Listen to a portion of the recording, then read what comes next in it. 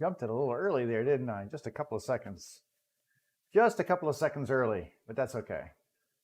I gotta wait for this to kick in so I can make sure it's going. That's all right. I'm muted now, so I can move this out of the way and get all my windows lined up. That's not right. Get that one there. There we go. And we'll get that one there. All right, all the chats are open. Welcome to episode 100 of my live stream. This is the 100th live stream episode that I've done. I was supposed to originally do this Friday, but it was the day after Thanksgiving and I was kind of in a food coma, and I woke up and said, yeah, not feeling it. So I just didn't come in on Friday. Well, I came into the shop later in the day, but I didn't feel like doing a live stream that day. I was just like, you know what? It's the day after Thanksgiving and my housekeeper was coming over to clean the house, and it was kind of like I didn't want to have to work around that, and there was a bunch of stuff. And I just decided, you know what? I'm just going to take the day. So I did.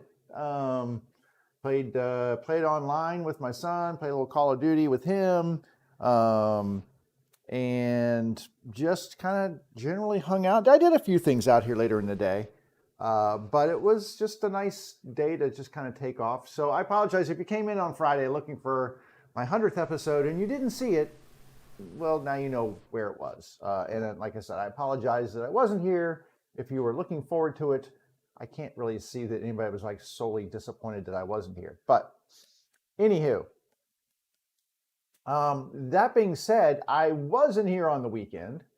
I did do a bit of stuff on the weekend, and I didn't get as far with some things as I hoped I would. I got farther in other things that I didn't think I would. So I'll go through what I've done. And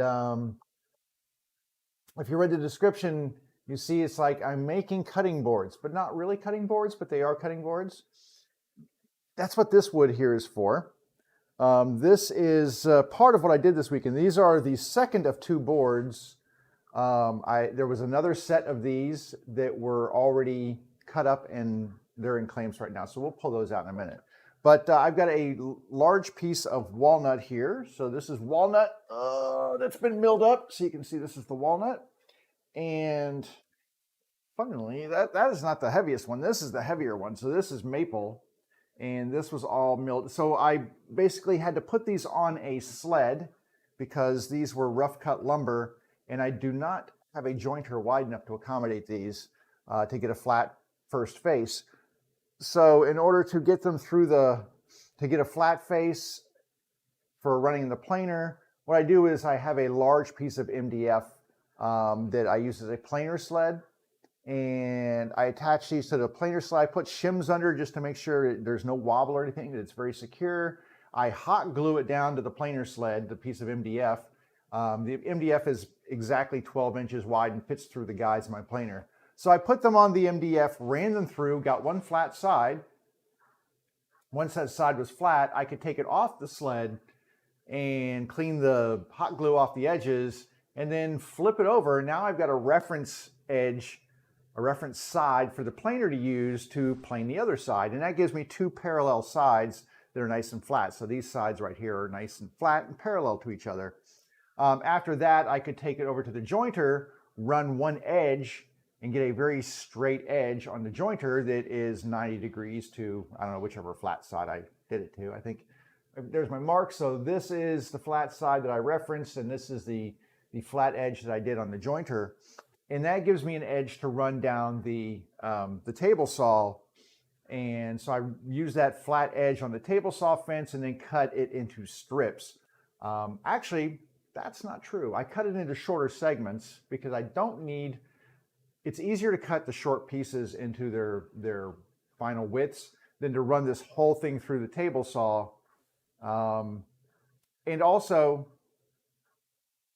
I'll come back to that. But anyway, I cut it into smaller widths. These are offcuts.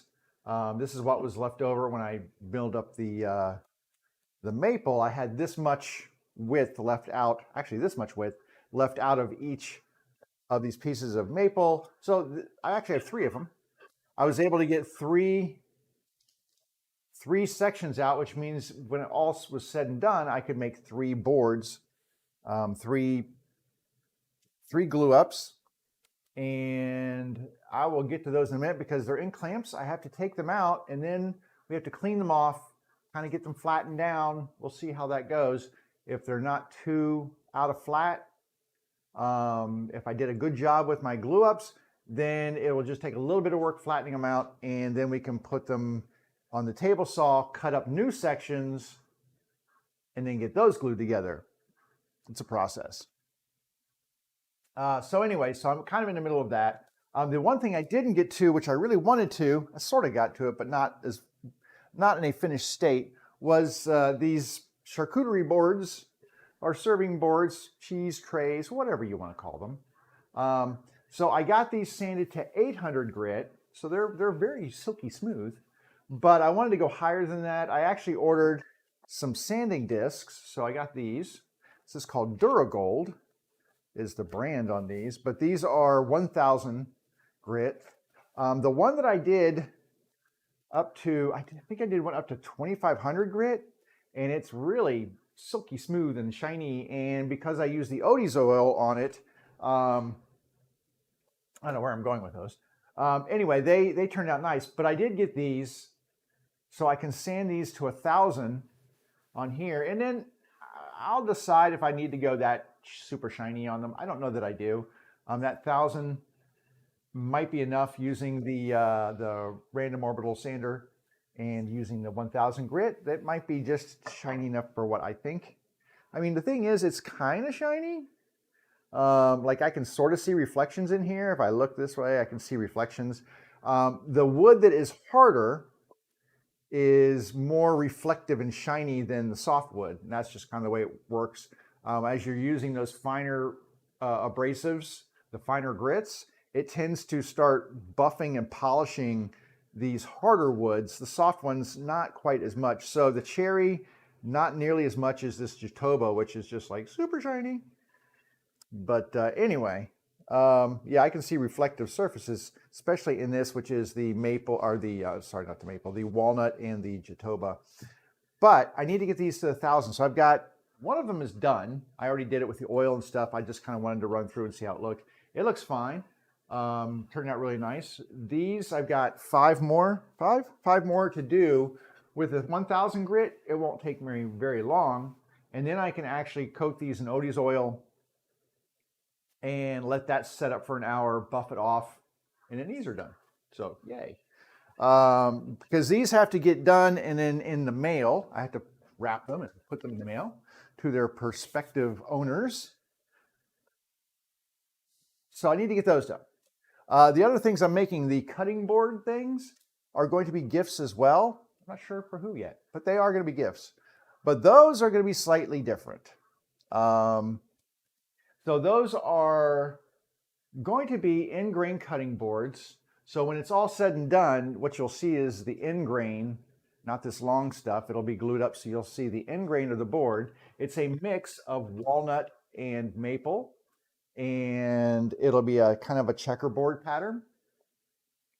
And when it's done, what I'm going to be doing is putting in, I think I talked about this earlier, but I'll show you again, because I actually picked some of these up, are some bowls.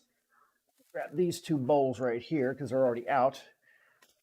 And hang on, find them. I've got them here in another bag off camera here, but there we go.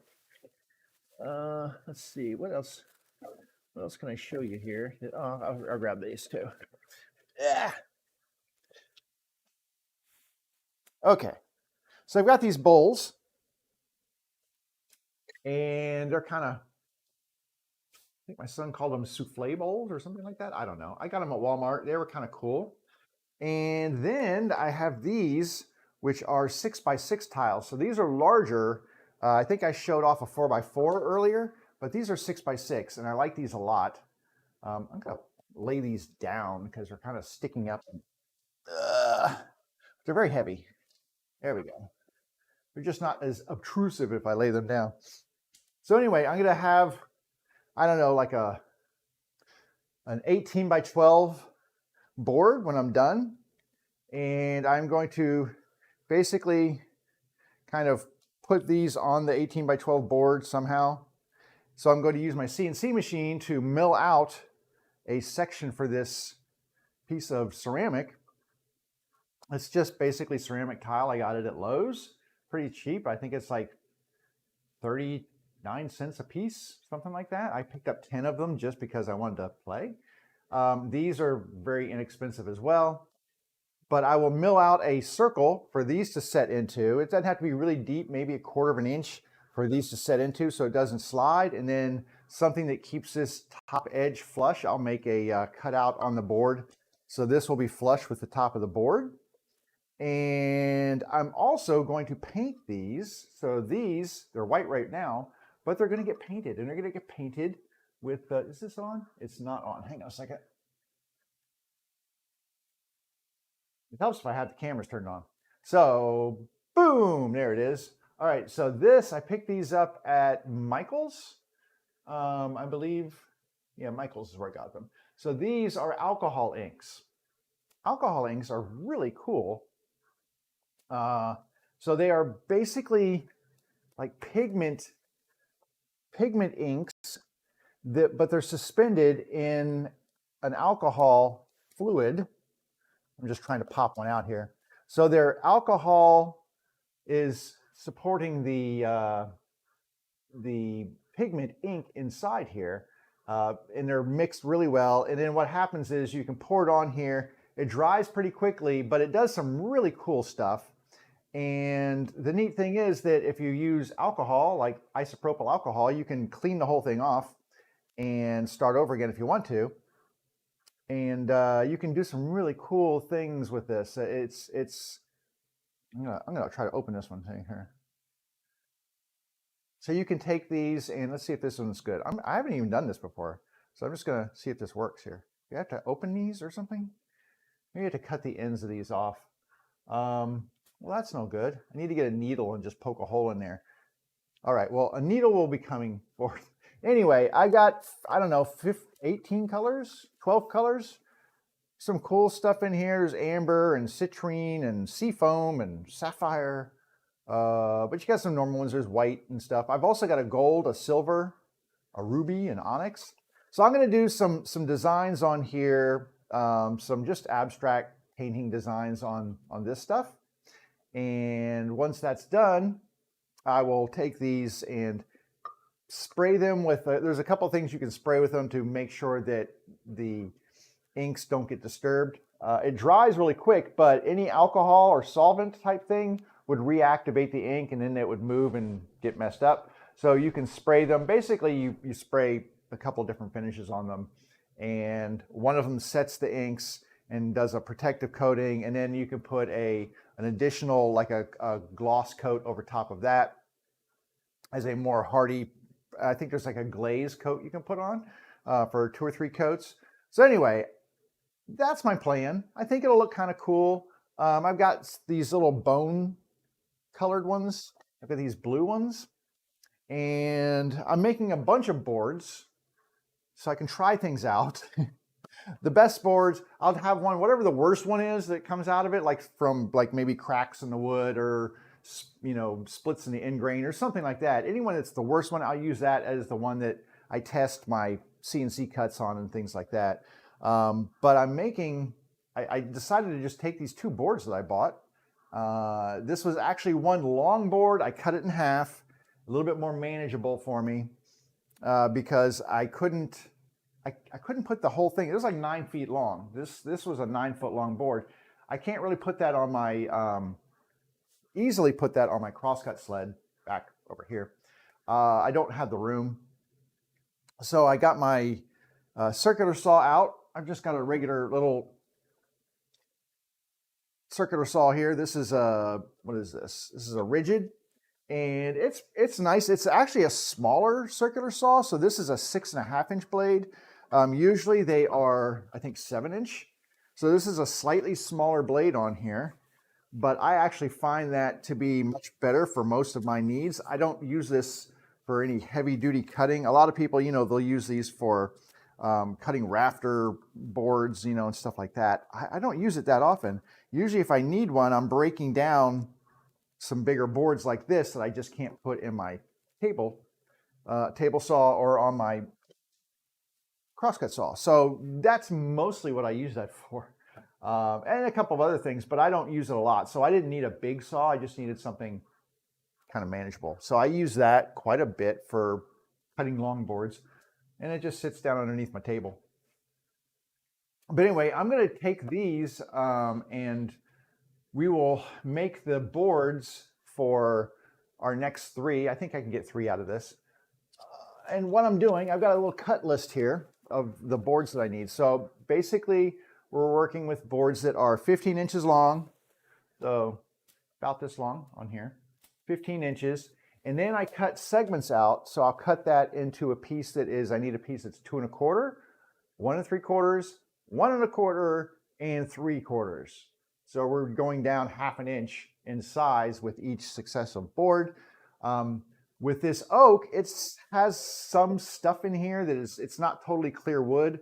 So there's some stuff in here that I try to line up where I'm cutting those pieces out of to try to avoid some of these areas, because there is a little bit of scrap. There's a little bit of wiggle room, like these are leftovers from the other ones. So you can see, like on this one right here, there was an area right there that I kind of worked around and made sure that that lined up in the scrap, not on the actual board I was working. There's some other stuff, like this one has some stuff right here. So I try to cut around that stuff if at all possible. The maple ones were much easier because those were big clear boards. Now, I say that this one is not as clear. The main part of the wood is, but I have some live edge down here. So there's some live edge here and here that I will have to work around, but that really shouldn't be too much of a problem because you can see that I actually had a pretty big piece left over. So if I take that, basically these 2 pieces of live edge don't add up to this much width. So that's easily overcome on this one. Plus I have extra boards if I need to. So anyway, that's kind of where I'm at with this. Is I'll cut these up. But first, before we get into these, I want to address the ones we have in clamps. So let's go ahead. I'm going to put a camera over this way. That is like the most cockeyed camera view ever. Holy crap, what was I doing? Let me straighten that up because that looks horrible. It's just totally cockeyed. Can I loosen that up? There we go. That better? That's a little better, isn't it? That's a little better. Okay. And then like right, oh, I just went the other way. It's live TV, folks. This is what you get for your 100 shows, is this kind of professionalism. Yep, that's me, the professional. All right, let me grab one of these and I'll show you what the glue up looked like. And then we can take it out of the clamps. Move stuff out of the way here. Now, this particular design for the board itself, I got from a very old video on the Wood Whisperers site. Where is the foot that came off of there? Oh, gone. Okay, I lost a little foot off of there. So I was watching some stuff, just looking for some general designs, not too hard, but kind of cool looking.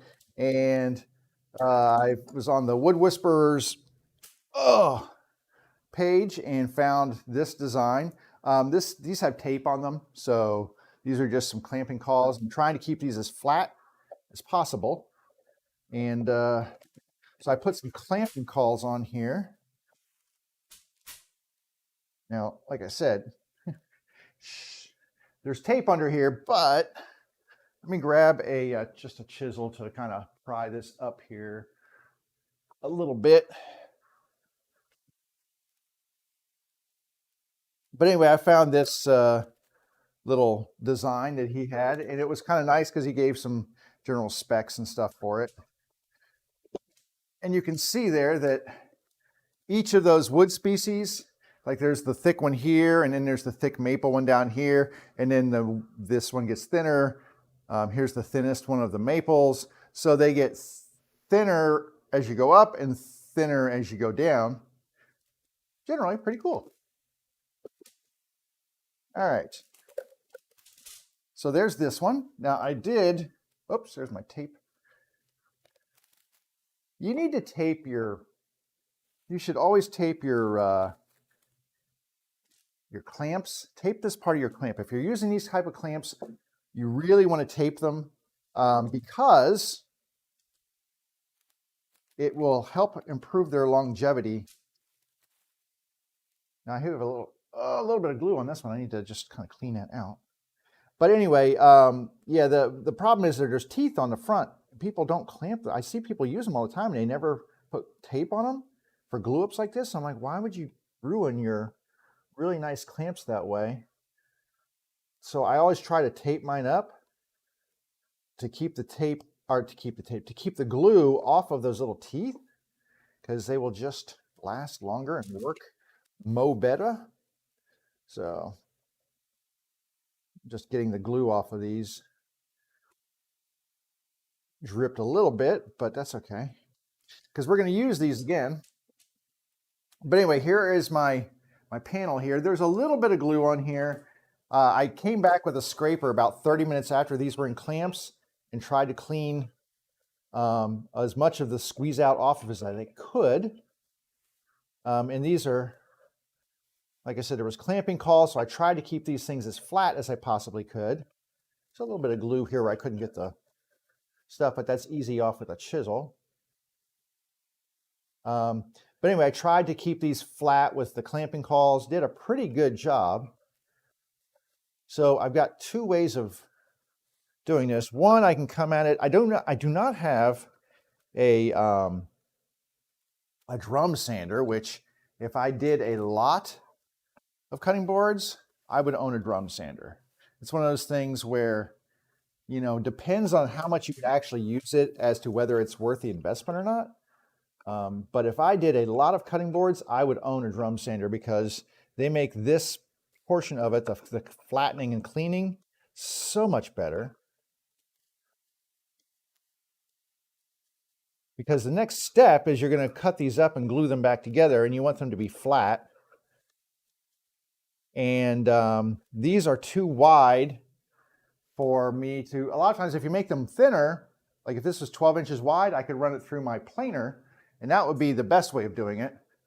But I believe these are, I don't know, 14. Oh, those are 12 inches. I might actually be able to run these through. These are just a hair over 12. So actually, if I took just a tiny bit off, I'll have to check my planer. I might just run these through the planer if they'll fit. That's the key, if they'll fit.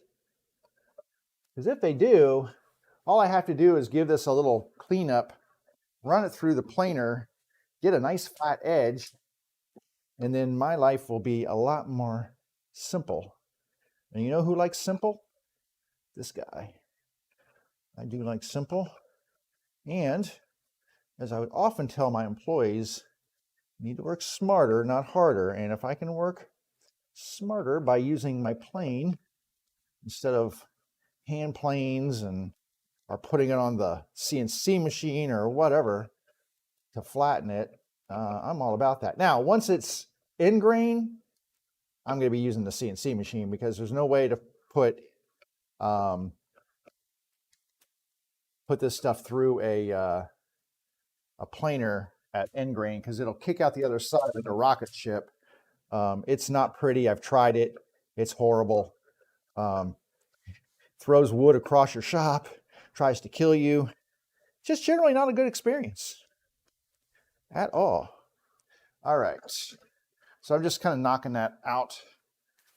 Yeah, this is like, I mean, it is a whisker away from 12 inches, and that might actually fit through my guides. I think how wide is that? Is that 12 or 13 inches on here? You know what? I don't know. I think this is 12. I'm walking away from you. I understand, but I'm walking over to my planer over here, which is still in the upright position. I want to see how wide my guides are. You know, I think I have enough play in here to I'm going to send these through the planer. Woohoo! That makes life a lot easier. A lot easier. So let me stash this on the side. I'm going to use these again. So I'm just going to put everything to one side here. And, these clamps. There we go. Oh, see, there was a little glue on there. I'm telling you, man, that glue just makes these things not want to work right. There we go. And these are expensive, so I try to treat them right. Because at like 50 bucks a pop for these clamps, you do not want to screw them up. I might hit this with some sandpaper just to kind of get any roughness off of here, or with a cabinet scraper, but they're pretty ready to go out of the gate. So you can see that design. What we will do is once this is run through the planer, I will turn it this way. I'll cut off one edge, get a nice straight edge. I'll use my miter, and I will get one straight edge coming across this way. And then I will set my fence to 1 1/4 inches. And we will cut these into 1 1/4 inch strips. And then we will flip those on end and glue them back together. And then we'll be in business. But that'll give me the end grain. So that'll give me this end grain look that I'm looking for. And we can move on from there. So these are still about a day or so away from being, you know, anywhere where I can use them with my, with my jointer, or not with my jointer, with my CNC machine, so I can cut the designs and stuff in them.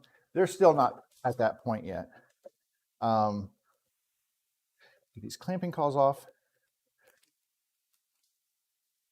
And I haven't really designed the area where I want these to go yet. Now that I have my tiles and my cups, I can sort of figure that out, but I want to see what I'm going to get for a final size when these are glued up. And then I will design the actual cutouts, the pockets for them. Come on now. All right, get up in there. Come on. Jeez. Oh my gosh. Make sure I don't slice my hand off. A little bit on that packing tape. Did not want to give up. That's not too bad though.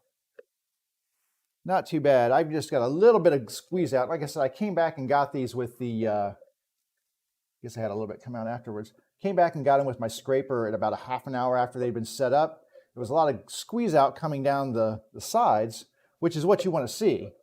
But it's a lot easier if you come back. It's still a little bit soft at that point. So I came back with my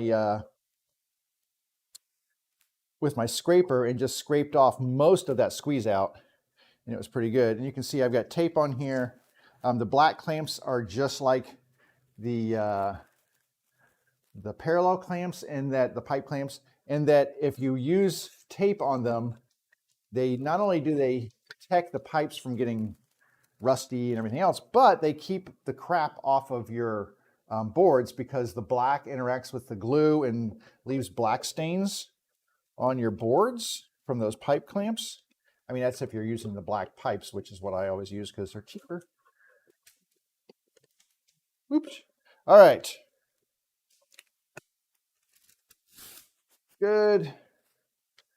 I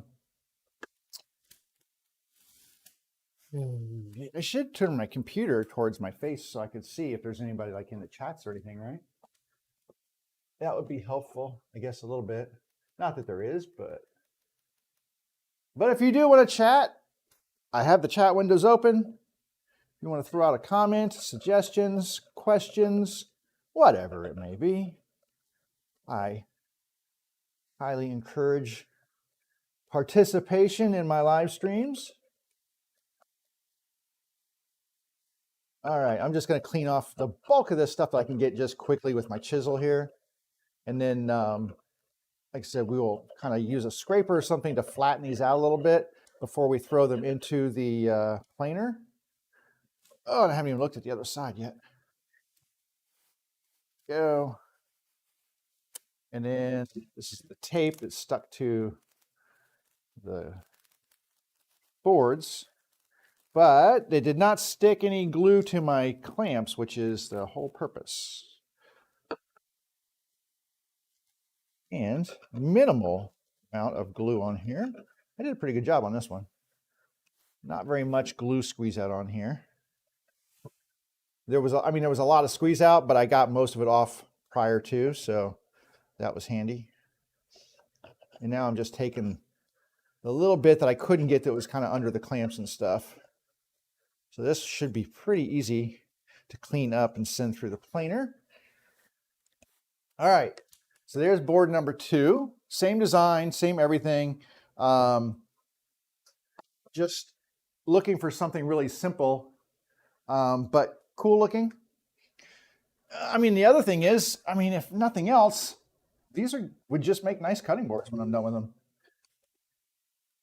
So they kind of are on a cutting board design, but they're just going to be a little bit more. These are going to be more to the, I mean, I could not do that. I could just use them like this and it'd be like, oh, what a cool board. Because they're going to be like serving boards because they're going to have the little ceramic piece on there and the little bowls. But I thought I would just go that little extra bit. Oh, there we go. And make them look really cool with the end grain. Because honestly, end grain just is better. It just looks better. You get kind of cool designs with the end grain patterns and everything just looks really nice. All right, we're going to set this clamp here. This one's not too bad. Pretty good. Let's take out the clamps here. And this one, I don't know if you can see, this one got trashed. This is before I discovered that you really should protect these. So this one right here, unfortunately, still works, but it's kind of rough because I didn't used to protect it from the glue. Now I always do. And so these new ones, much smoother. All right, let's clean off any bits and bobs off of here, and then we can get down to probably get a cabinet scraper out just to make sure that I've got the bulk of this stuff kind of cleaned off. So when we send it through the planer, it's got a pretty flat reference surface to work from. I mean, remember, that's the whole deal with the planer, is that it kind of is going to plane to whatever the reference surface on the bottom is. So if your reference surface is nice and flat, you'll get a nice flat top.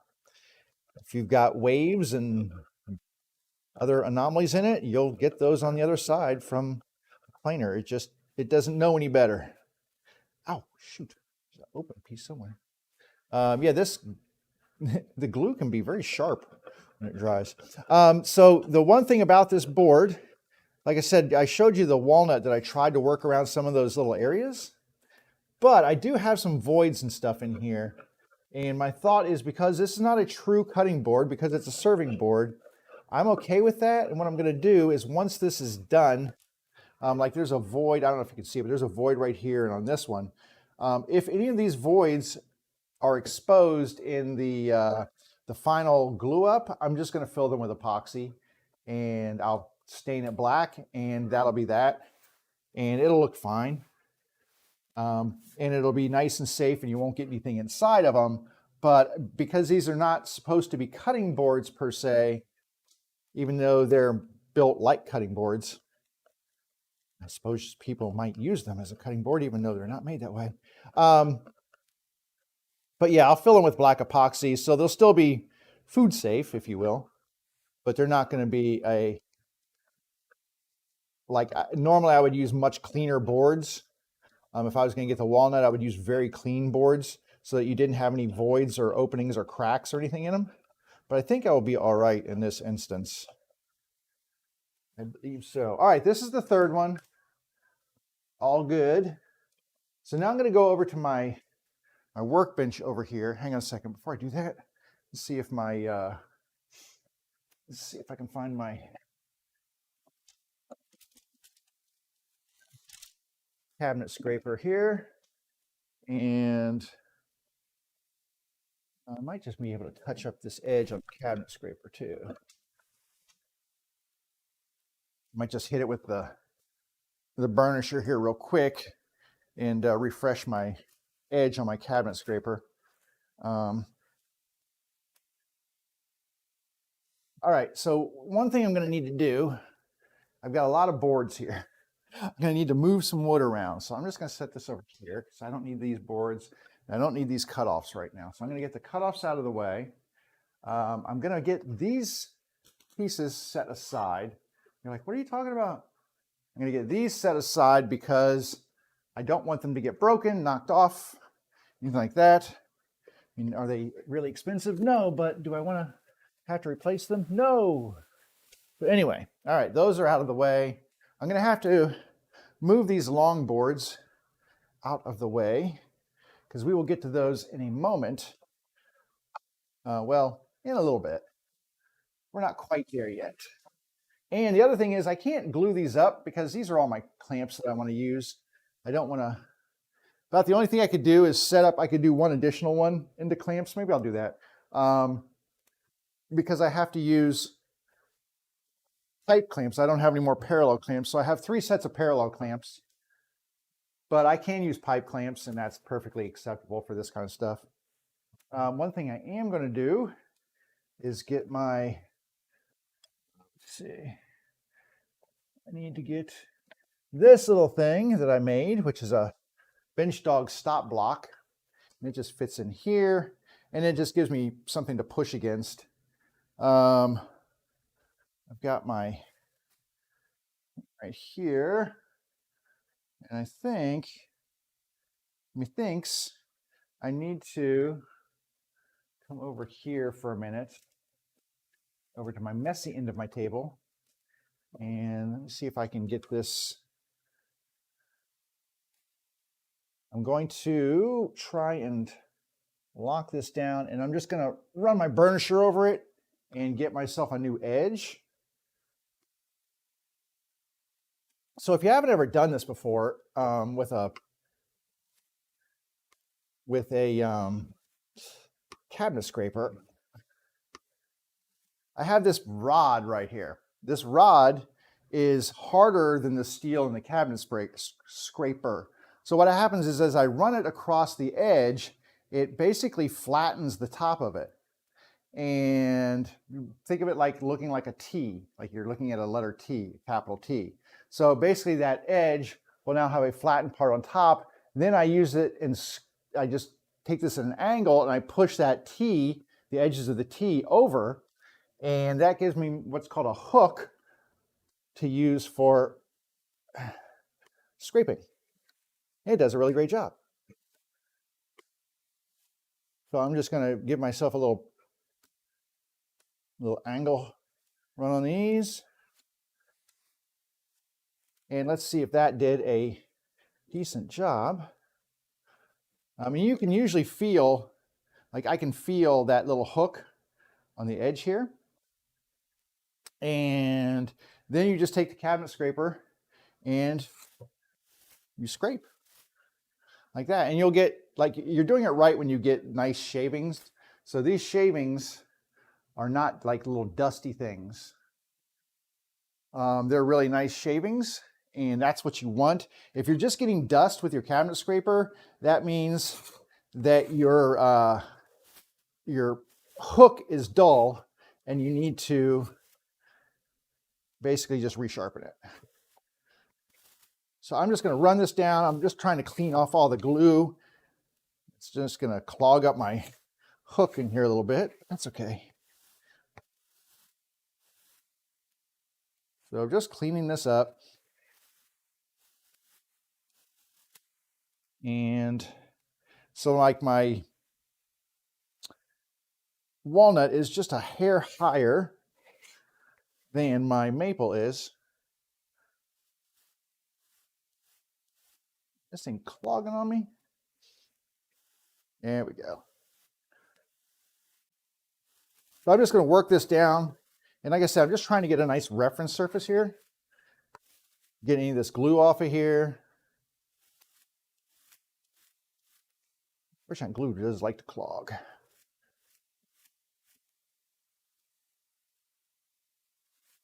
Get my, where did I put that? I had my chisel here. Chisel! Where did I put my chisel? Can I see where I put my chisel? There it is. Some of this is just a pain. I'm just going to see if I can't chisel a little of this stuff off of here. Where it's a little higher. My chisel blade is pretty sharp. There we go. Just getting some of this just higher, harder stuff off of here. So I'm not constantly clogging up my... And then this stuff, I mean, really, I'm just trying to make it flat. And then we'll get it through the planer. And the planer will clean off all this other miscellaneous junk off of here. All right, let me turn it around. Oh, hang on. A little bit right here. This way. There we go. And you can see, hopefully, all the shavings that are down at this end. There's a lot of shavings over here. And that is all coming off of that hook. And the thing is about a cabinet scraper is you can use, you can do this across the grain, you can do it with the grain. It's not as dependent on grain direction as like a hand plane would be, which gives you a lot of flexibility to clean up the wood that you don't get from like a hand plane.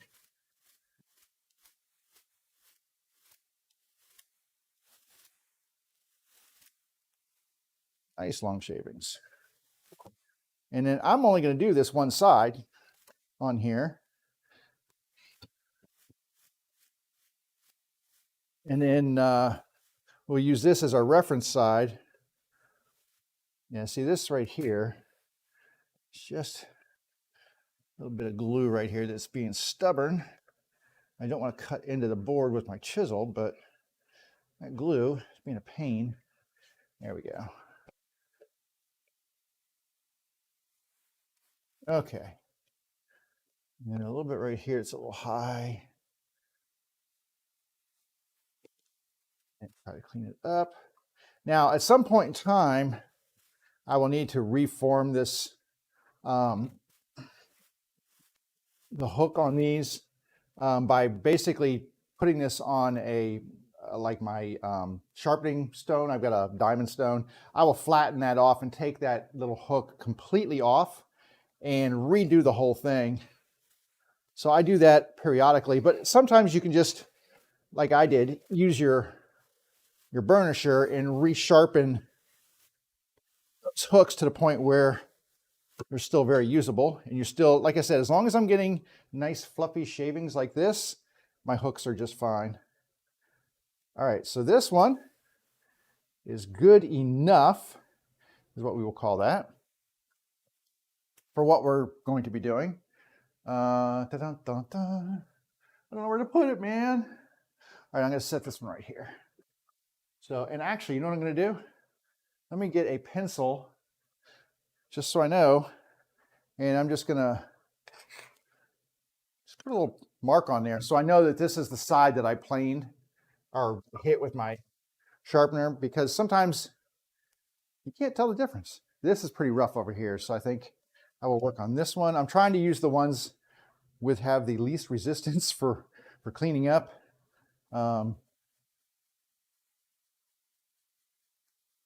Just because it's easier for me. You know what would also be easier for me is if I raised my center section of my table here. Boop, just like that. Gives me a stop, and now I'm locked into a corner, and it's much easier now. I don't have to fight with the board sliding away from me and stuff. I'm just going to clean these edges off here with the flat part of the chisel. Just cleaning off any of this glue and stuff. This chisel's pretty flat on the bottom, so I could get these edges. Some of this stuff. Now I need to resharpen this chisel after all this because glue is not the friend of a chisel. That's why I'm trying to get it off, because I don't want to dull my blades or cut any nicks or anything on my blades on my planer either. Glue, man, when this stuff dries, it is just hard. So if we can get it off now, it's be that much better. All right, this is not bad. I haven't even hit it with a scraper yet, so I'm going to scrape this top. Okay, that's a good starting point. Come back with the scraper and just kind of hit these joints, get those cleaned up.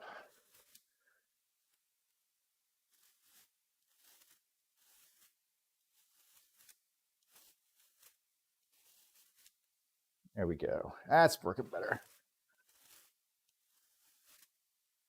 Okay. Like I said, I tried to keep these flat, but you know, you get these little micro shifts. I mean, this one's pretty flat, but it's hard to get everything exactly when you're doing glue ups like this. It's hard to get these panels or these pieces flush with each other 100%, but you just do the best you can. All right, let me flip this around and get this end. It's just easier to work away from myself like this.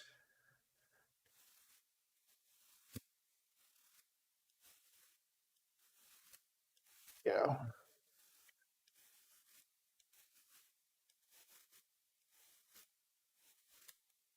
All right.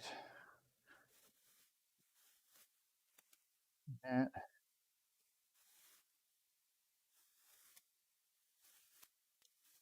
should be good.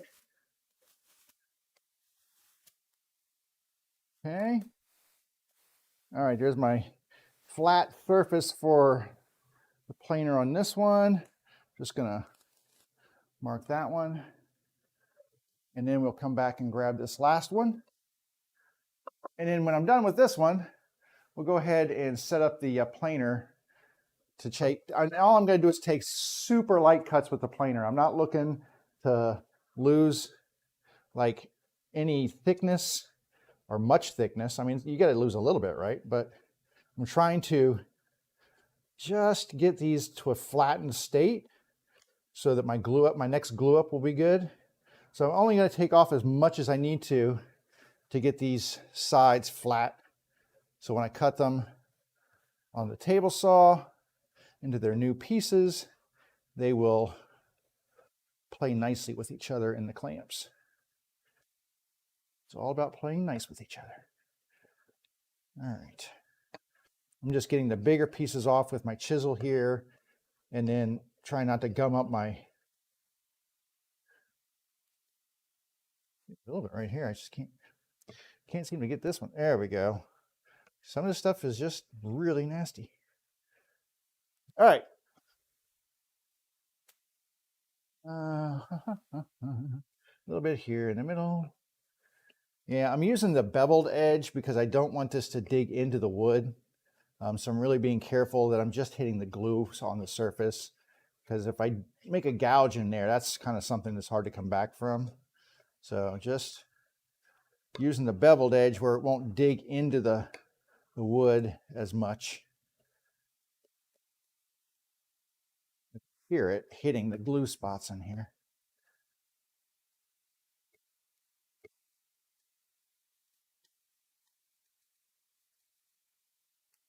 This is a pain in the rear. Let's see if I can come out this way. Just get that glue off. There we go. Problem is also this maple is so hard. This is rock maple. This is like super hard maple.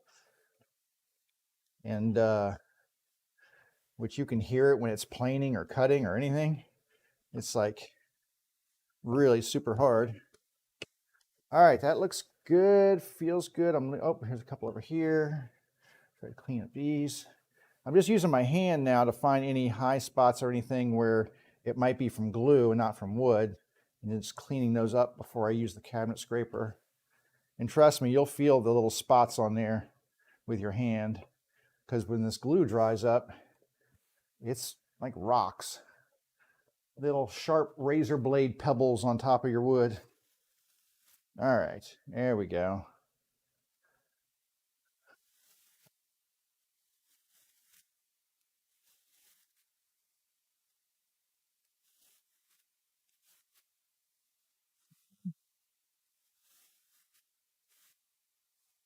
Good.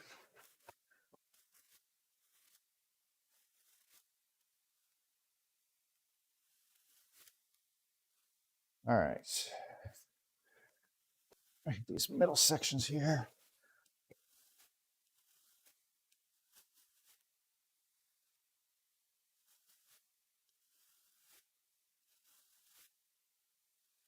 Gonna flip it around and get this other side, and then we'll pretty much be ready for the planer again. And I'll check these just to make sure that that width is right. If I have to lose like a tiny bit on the edge of this, I'm okay to fit it in a planer. So if I had to trim them down on the table saw just a hair, like, you know, a 16th or an 1/8 of an inch on the edge, I'm okay with that. I mean, they don't have to be perfectly, beautifully symmetrical, and, well, I'd like them to be. But anyway, oh, right there. That's a pain in the butt spot. There we go. There we go. All right. I mean, a lot of shavings over here. So my scraper did its job because we are thick with shavings, to which I will quickly vacuum up and get rid of them. If I can find my button here. There it is. Button. Who's got the button?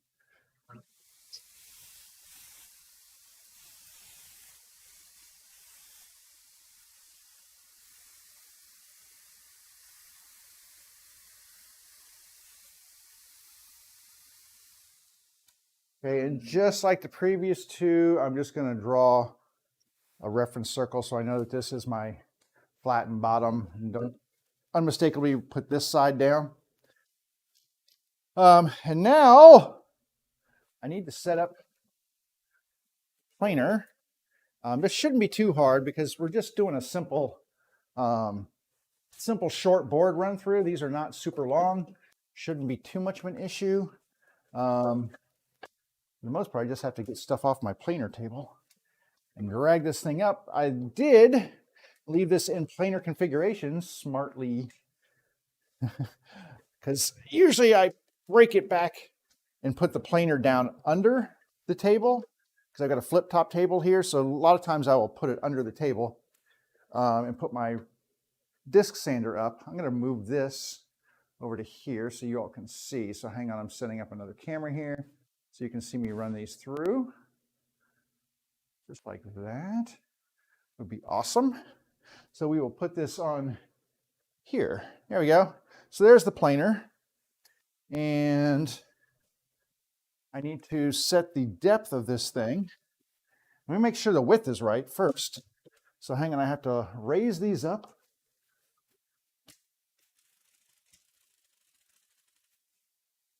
Oh yeah, we got plenty of room here for this to go through. That makes me a happy camper. All right, I'm going to try to set the depth on this. It's too much of a cut. Like I said, I just want to take a tiny, so I'm just going to get it so it just engages the rollers, and then I'll start feeding them through from there. Like, I can still push this through so it's not hitting those knives yet. And then I will just gradually lower these down. I'm also going to lock the head each pass. There's a lever here. I can spin it and show you. So on here, there's a lever. So if I lock that down, what it does is it locks this head to the stanchions that raise and lower. And that basically helps to keep snipe at a bare minimum especially if you're taking super light cuts. So that's what I'm going to do, is have that locked down as I take these first passes. I do need to push this over here. I just need to get my dust collection and hook that in. And then we're going to have to put some power to this thing. Turn on.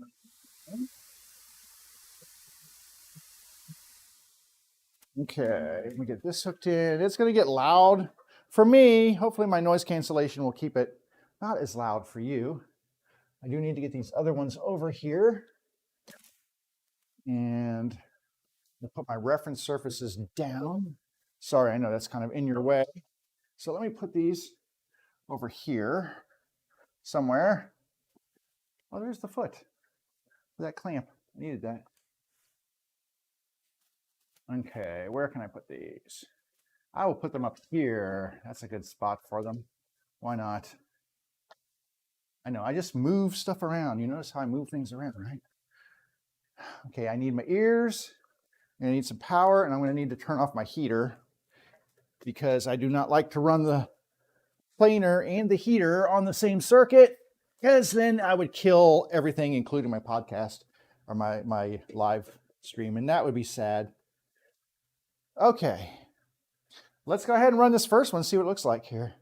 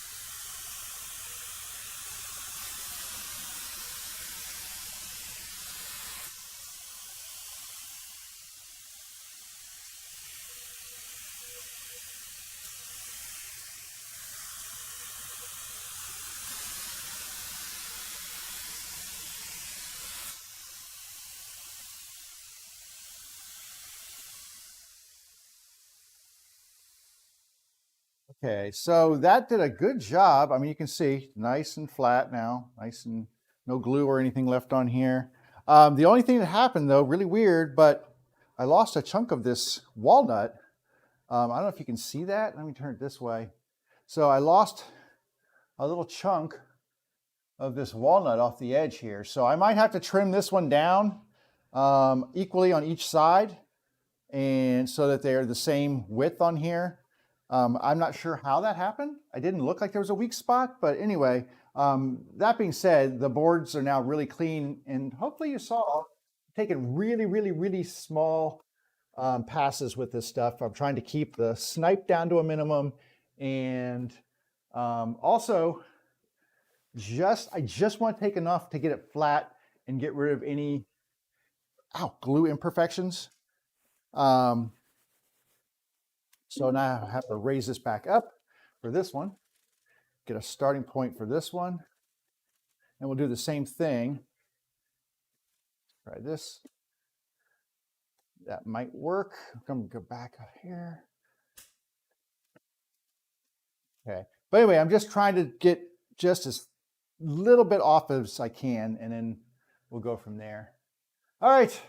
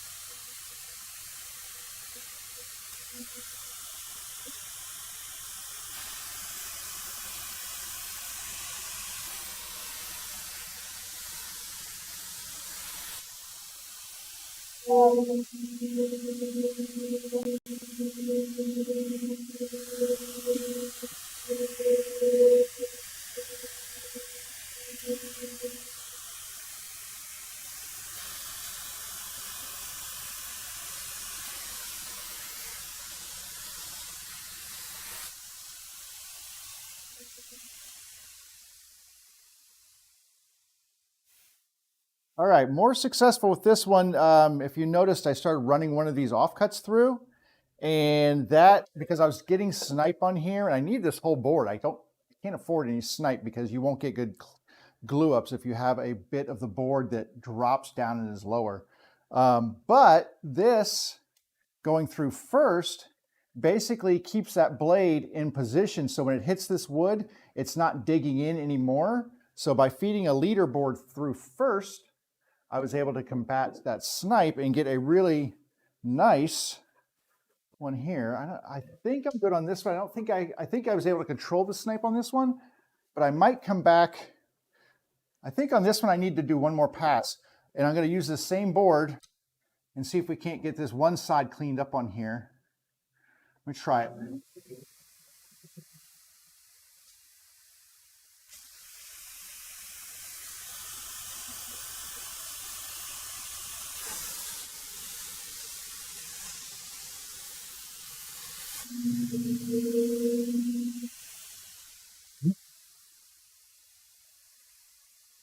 Okay, well that did it. This was actually a little bit taller than this one. So, oops, but that's okay. I got rid of the snipe. It's nice and clean now. And I have one more board over here, so I can use this board for this last one. We're going to use this board right here because it should be the same thickness as these other boards. So it's the same thickness. So when I lead this one through first, it should do a good job. Oh, so much shavings of controlling that snipe for me. So I need to raise this back up now, though, till I get to the point where we're just engaging those rollers right about there. All right, now we'll start with this board, and then it will get lowered down the same as this, but the snipe will end up on this board, not this board. That's the plan. Let's get this one done.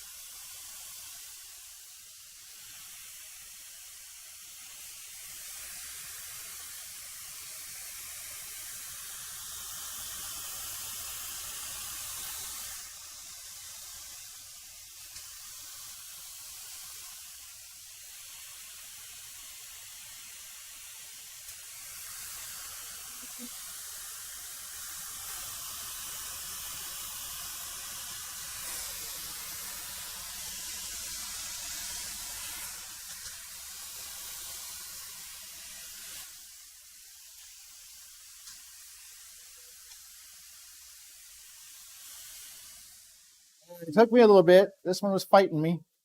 Had a little bit extra snipey on there, but I got it.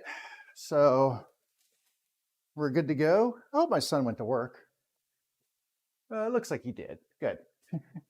So we got that done. These are cleaned up, and we can actually move on from there and take these over to the table saw and get them. I don't know what I'm going to do about that one that cracked off. That was really weird that it did that, because I didn't notice anything on the boards that would create that kind of a chip out effect on that one. But I mean, obviously it was there because it did, and there was probably a weakened piece of wood. The thing about, let me switch over here so I can, there we go. So the thing about these boards, take these ears off, is that these walnut boards are what they call rustic. And they are called rustic because, well, they have things like, see these knots in them? There's knots here, stuff here, big old knot right here. These are not clear, what they would call clear walnut boards. There's a knot here, here, split here. So these are not what they would call clear boards. A clear board is, I have one down here somewhere, but basically it's clean wood. So it would look much more like this area right here with nothing but nice clean wood all the way through it, and none of these things like these knot holes and things like this. That being said, this wood right here is $4.50 a board foot, whereas the clean wood is, let's see, 11-ish, 11 something a board foot. So you're paying less than half the cost for this. And because I don't need the entire width of the board, I only need parts of the board.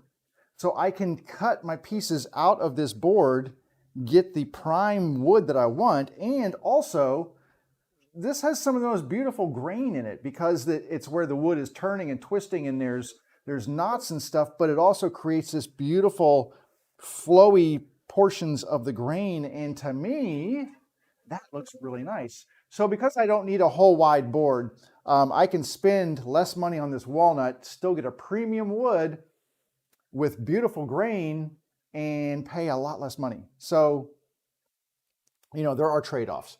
Like this has open parts of the grain right here. These areas right here will get cleaned up with, I'll put epoxy in there and they'll be just fine. Although this one, I need to find my, my knife here. I'm just gonna clean it. This has some little crud in it. I'm just gonna clean the crud out of it. And then if I have to epoxy fill, it'll be a nice clean void for me to epoxy fill, not have little cruddy things inside. These things are almost, they look like gills or something. It's kind of a weird kind of a look to it. So if you've ever seen stuff like this, I don't know if these are insect boreholes or what, but they, like I said, they almost leave these like gill type things inside of it. But when it's all cleaned out, it fills with epoxy and it looks nice and it's not an issue. And yeah, did this one get down enough? I think it did. We're going to say yes. And then let me check the other ones really quickly. Now, some of these just have stress cracks and they're not the same thing, but they'll need to be like this one. I can kind of clean this one out a little bit, but these will just get filled with epoxy. If they show on the top of the board or the bottom of the board, I'll just fill them with epoxy and that's that. We're not really worried about that. That's a little scrapey boy. So pretty good, pretty good. And on the end grain pattern, what this is going to do is I can actually show you what it'll look like. Although that makes me sad that that board did that. But I can line these up kind of and give you an idea of what this will look like once it gets glued as an end grain product. So the end grain would look like that. So kind of cool. Only it would spread across the width of the board. All right. But we need to get these cut down now. So what I'm going to do is move these boards out of the way and give myself some room to move here. We'll cut these out later. Because once we start cutting these up, it's actually pretty easy. The biggest part, like I said, is that that walnut board where I have to work around some of those occlusions and things to get them the way I need them. Okay, so I'm going to start with a clean one first, because one that doesn't really need any issues. That's this one right here. This one's the cleanest of the ones that I have. Set these others over here for right now. And what I'm going to do is get my miter gauge out here. Why is it doing this? Oh, it has little set screws that just kind of, they're supposed to be set in here so they won't move, but sometimes they out just a hair, and I need to get my little wrench here and just screw them back in. What I need to do is put a little lock thread on there so they don't back out once I have them set. Anyway, there we go. All I'm going to do is clean off one edge, just barely clean it off here. Should have a nice flat surface here. Why is that giving me fits?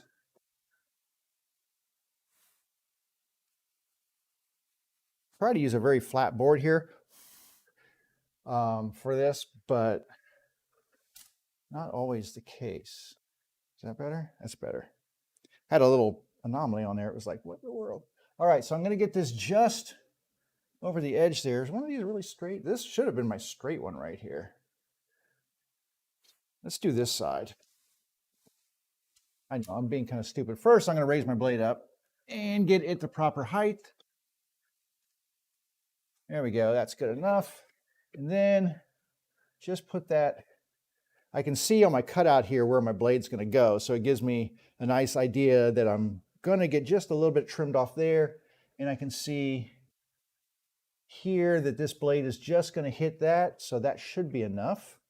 Let's see, power there. I have to hook up the dust collection real quick for what it's worth, which is not much on my shop. I'm going to probably die a horrible death of dust inhalation one day. Sad but true. All right, let's get this cut and then we will work on getting this down to size here.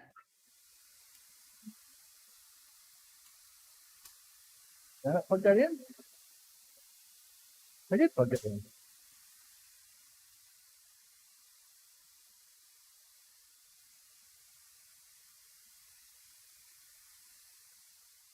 Plug? Oh. Well, that ain't the right plug.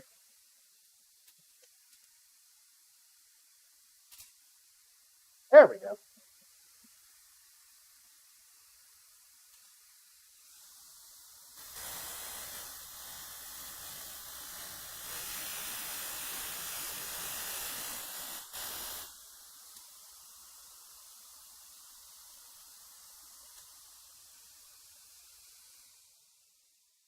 All right, just enough to clean that edge off right there, get it nice and straight. Actually, you know what?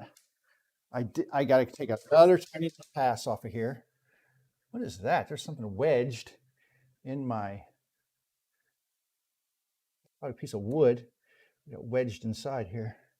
I'm going to take a knife, there's a little bit of squeeze out on the end there, which tells me that I didn't quite get this where it needs to be. So I'm just going to take another tiny little slice off the edge here. All right, try it one more time.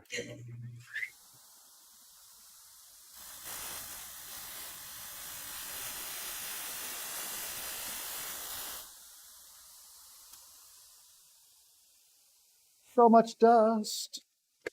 So much dust. Okay, now we can set up, if I can see the dang thing, we can set this up to 1 1/4 inches and just start making 1 1/4 inch passes. And I'm just going to look here with my pencil real quick, or with my thing here. Just want to see what that's going to do here. One. And it should give me, I just want to see how many it's going to give me here. So give me a second here to do some calculations. Actually, do this the easy way. Get a flat ruler instead of that tape measure, because that's kind of a pain in the rear. So that's 1 1/4, and then right here, and then 1 1/4. And I'm just marking the area with the kerf so I can see, because you have to account for that kerf that you're cutting out with your saw blade. And we'll see how many pieces this gives me, and then we'll know exactly how wide this thing's going to be. Or see if I have any extra leftover, try to do this so you don't have a lot of leftover pieces. But Mark Spagnolo did this, so I trust in Mark because he is the wood whisperer. So, and these are his measurements. So if you ever want to see a good cutting board, just a nice general cutting board thing, look up Mark Spagnolo's video. Yeah, so I'm going to have a little offcut here of about almost 1 1/4 inch, but will it make it? It might make it. Let's just be prudent here. We might have an actual exact amount here. I'm going to get this at exactly 1 1/4 inches here, so we know exactly where we're cutting. And that's pretty much dead nuts on right there. Maybe just any bit. There we go. All right. Let's cut some strips. See what we get here. Let me find get this, because I want this to push straight through. Ouch. I need this to push straight through when we're running this. And so I need these feet to engage both sides of the blade because that helps push it through evenly all the way through. I'm gonna have to move this. I don't think I have enough space to do it on this side. Let me try. Come on. Nope, that'll hit. So I'm gonna do it on the other side. Here is fine. But yeah, you wanna support the wood. That's good. You want to support that wood and be able to push it equally from both sides of the cut, because otherwise you'll leave a little off cut here. And then when you try to put that against the fence, you're not going to get an accurate cut. All right, let's cut the first one and we'll just run through these. We have a space for these things to fit in here. This goes on here. Doggone it. There we go.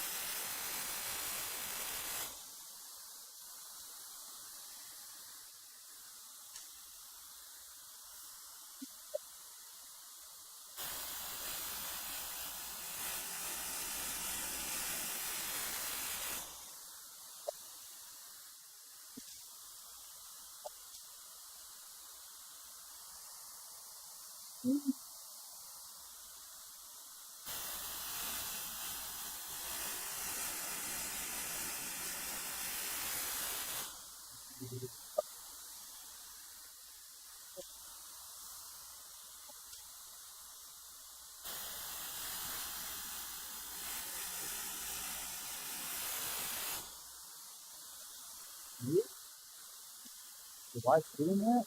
Not like that?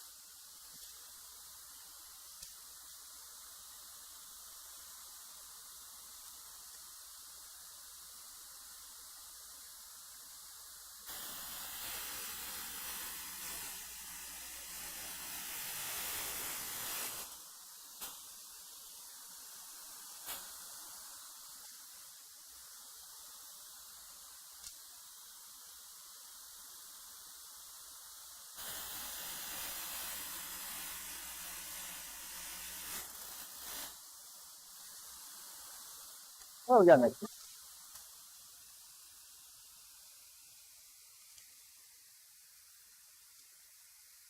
All right, well, I did end up with an extra one. I'm not sure what the deal is with that, but you know, no worries.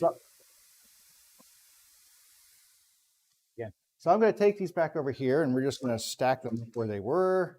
And I'll show you what becomes of them. So when we get ready to glue these up, and I also was getting this tear out, chip out over here on this one edge, which is kind of weird. When we take these, we'll flip them like this. All right, so this is the end grain now facing up, which doesn't look remarkable on its own. I mean, it looks kind of cool, but it doesn't really do its thing. But what we're going to do after that is we're going to take each odd one here and flip it, flip it, and flip it. And then basically together, put it like this. And we get that pattern. So that looks pretty cool if you Haven't seen one like that. I'm not sure why I ended up with a short piece there. It's kind of weird. But the big key to this now is to keep all these lined up and even so it looks just like that. So when we do the glue up, we'll get these cool alternating kind of blocks and stuff. So pretty nice. What's my final dimension here? Mark, I think you did me wrong here. I did my cuts exactly. I got 13 inches. He said 18. How does that work out? That doesn't work out. 12 by 13 inches, not by 12 by 18. So I'm not sure where he got 18 inches from doing those measurements from a 15-inch long board, because these boards are just a hair over 15 inches. And yeah, now this is, as far as thickness goes, it's 1.25 inches. So that's a good thickness for any kind of board. You know, that's just gonna help you. Now, the other thing, you just look at your grain patterns and see, but these look really cool when they're kind of mixed in. They're going different directions. They've got different things going on with the grain. It's just a really nice look. In fact, let me get you a closer view here. I think if I take this down here, let me just point your, hello, point down here. There we go. So get you a nice view of what it looks like. So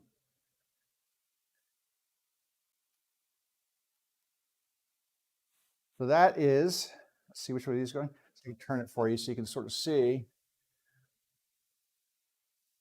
And you're always going to, that's a little burn mark. All this will come out when this thing gets flattened and gets sanded. Any burn marks in here, there's a couple little burn marks. Those that come out. I mean, maple's notorious for burning.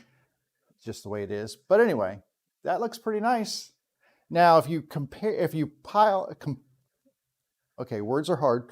If you take that and add in the little doodads that I'm thinking of putting in here, so it would be like this, and then a little 6-inch in the middle, like this, because I don't really have room to do a flat one now. I was hoping I would, but I can't really do a flat one because I won't have room for my cups, I don't think.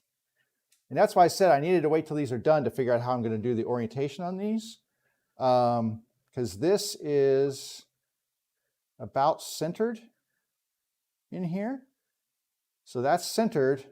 I could do one on this side and one on this side like that, but I don't like that as much. I think I like it better if we had a cup on this corner and one on this corner, and then we did this kind of diagonally, and that gives a little bit more room to work with right there.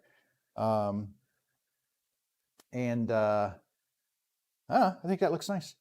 And I can actually get that lined up perfectly like that, because I have these nice straight lines to reference. And like that. There we go. So it would look just like that. And I can spin it so you can see. So kind of like this kind of thing. I think it'll look nice. And then, like I said, this is gonna be colored. It's gonna be painted, painted. So yeah, we'll go with that. I think that'll look pretty good. All right. In Mark, I do not trust. Mark, I don't trust in you anymore because your measurements did not give me the exact same amount. It came up to 13 inches. So, you know, he's a human and they make mistakes and stuff. I would have to figure out how much more of this I would have to cut for, I think I would have to probably go, I'm not sure exactly which way is controlling the width of it. It's just basically how many boards I have. So that would be, yeah, they would have to go longer is really what it works out to. But you know what? These are okay. This will work. This will be fine. And I don't think I can pick this up. Let's see. Look at that. Picked it up like a boss. Like a boss. I'm going to move it over. Now, if I was just making a cutting board, I would take those boards, glue them together, and then that'd be that. I'd put some handles in the sides, some feet, make, you know, round the edges. Cutting board. It's all done. So that's why I said I'm sort of making a cutting board, and it's an end grain. It's a nice end grain cutting board. It's got lots of character and it's got a really nice pattern to it. So I think from the cutting board standpoint, If you just, if nothing else, you were just doing that, that would look great. By the way, there's no voids in here at all that I would need to fill. So that's awesome on this one. This one, we'll see. And this is that one that has the funky thing. So now I'm wondering if I should trim this down equal parts to get this part, because this is going to be screwing me up right here. So I need to trim this down, unfortunately. So I need to measure how long this is. You know, I'm going to do this one last because you know what? I can. This one will be last because I'm going to have to trim it down. I'm already set up for my 1.5" cuts on here anyway. I just need to trim this to a square edge. We'll get the miter out for that. Oh, you know what? Well, yeah. I say I've got my stuff set up, but I still have to move this because in order to do the miter cut, I have to move this out of the way of my miter. Oh, well, we'll come back and do 1.25 inches. Not a big deal. Let's see. I'm just taking a little bit off there, taking a little bit more off of there. A little bit more off of there. I just want to check something here. Let me check something real quick here because I want to make sure that my miter gauge is square to my saw. I haven't done this in a little while, and I replaced this. Okay, it's not that bad that I have to throw it away. I replaced this board, and it may not be square to my. Well, it kind of appears to be.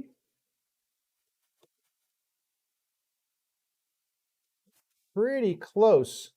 So my teeth are touching in the front. I've got it pressed against here, and the teeth are touching in the front and the back, and that's really, that's your gauge right there. I mean, it's within, I mean, a fraction, like a 1/28 or so. I mean, I know that's not perfect, but I mean, for cutting boards, it's perfect enough. I think we can live with that. Oops, what did I do? I just clicked on something I didn't want to click on. Hang on, I have to go back to my window here. There we go. All right. Well, it is a quiet Monday, celebrating my 100th in solitude.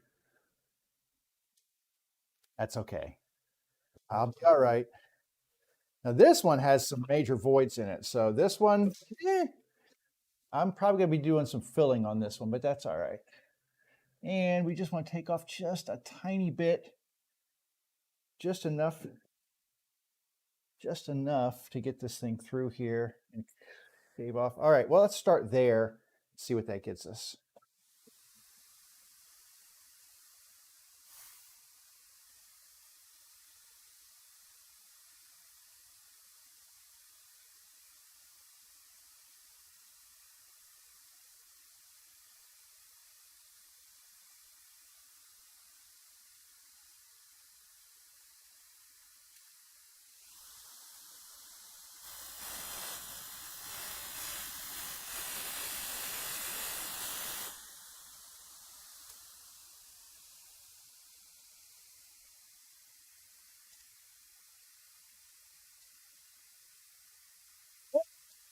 That's square.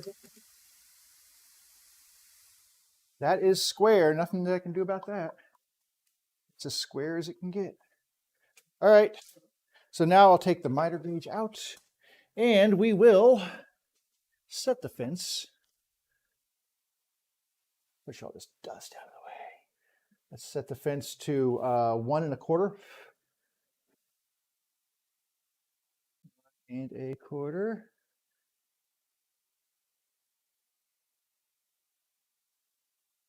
Yes, so at 1 1/4, I would need to have, do some math here, because that still bugs me that price is like that. Or price, that measurement is like that.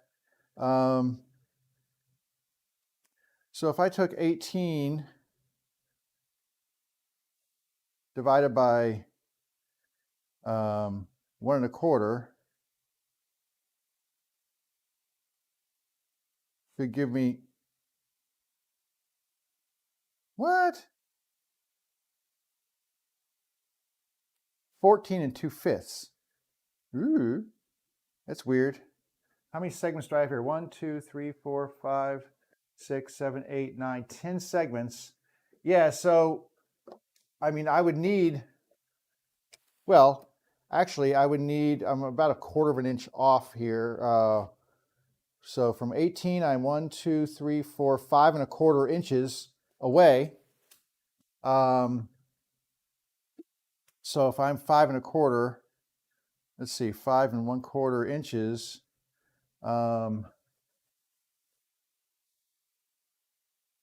Divided by 1 1/4, 1 1/4 goes 4 1/5. So basically I would need 4 more strips, plus 1, 2, 3/8 plus 3/8.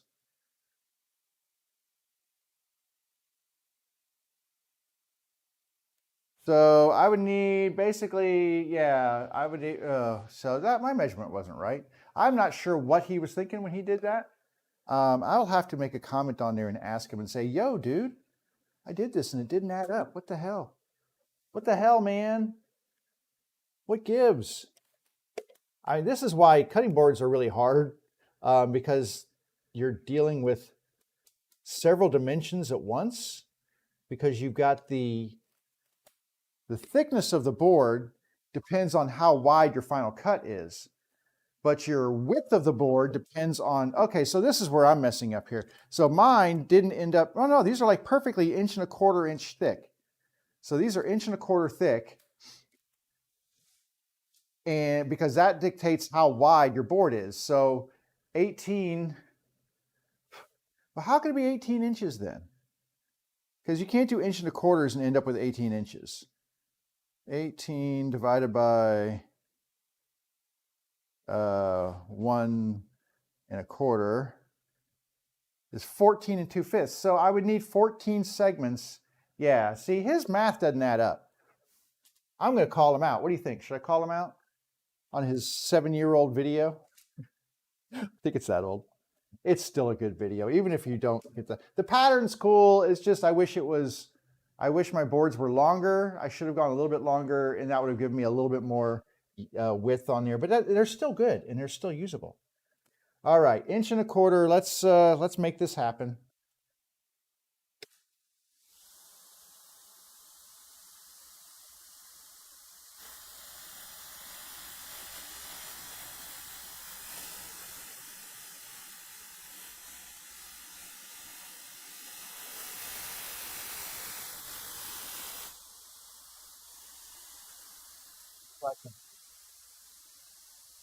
Fine.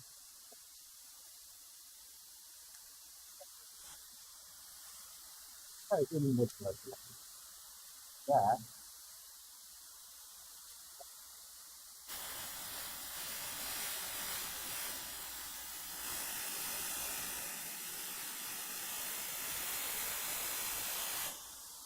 Quickly.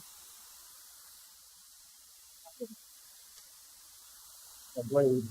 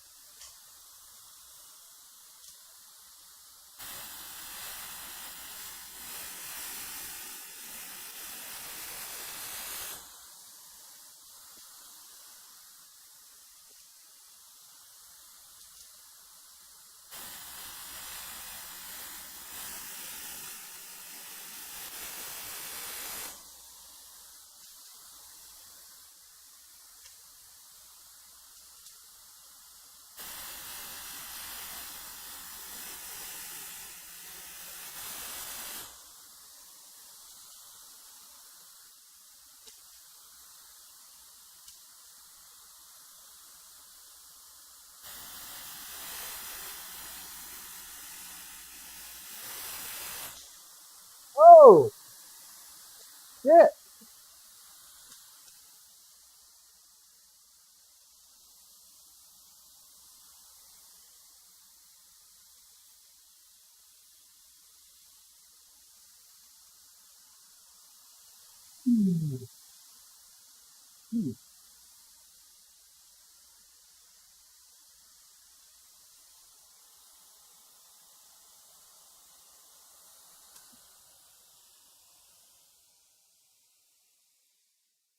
I did not see that coming. So that my glue joint did not fail. That was this walnut strip just failed right here.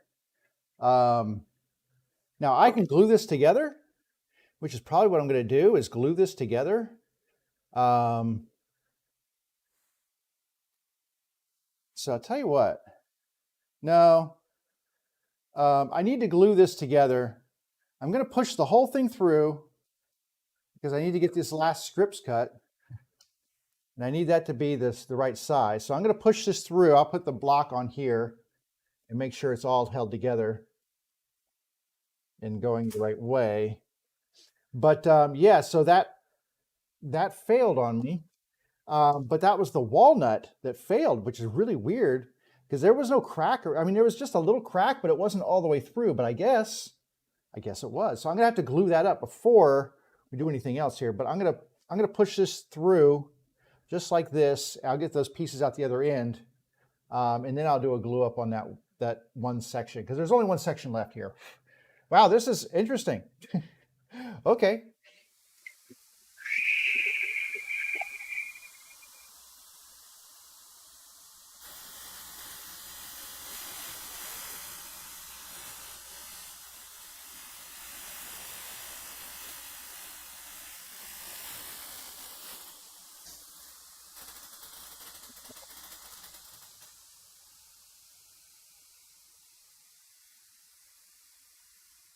So I guess the piece broke on the other one as well. This smaller piece, I don't give a crap about that one. That's just an offcut. But this, interesting. I'm going to glue this and I'm going to clamp this. So I'm not going to get this one into clamps just yet because I'm going to need this to dry up. And I'm going to get this in right now. Let's see if I can find a good clamp. What do I want to use for that? I'm just going to use like a pipe clamp. Let me try a pipe clamp on that. And I think I can get that to be nice and flat and square with a pipe clamp. We'll see. If I can get my pipe clamp to freaking move. Oh, new pipe clamps. Ah, there we go. All right. That was really strange though.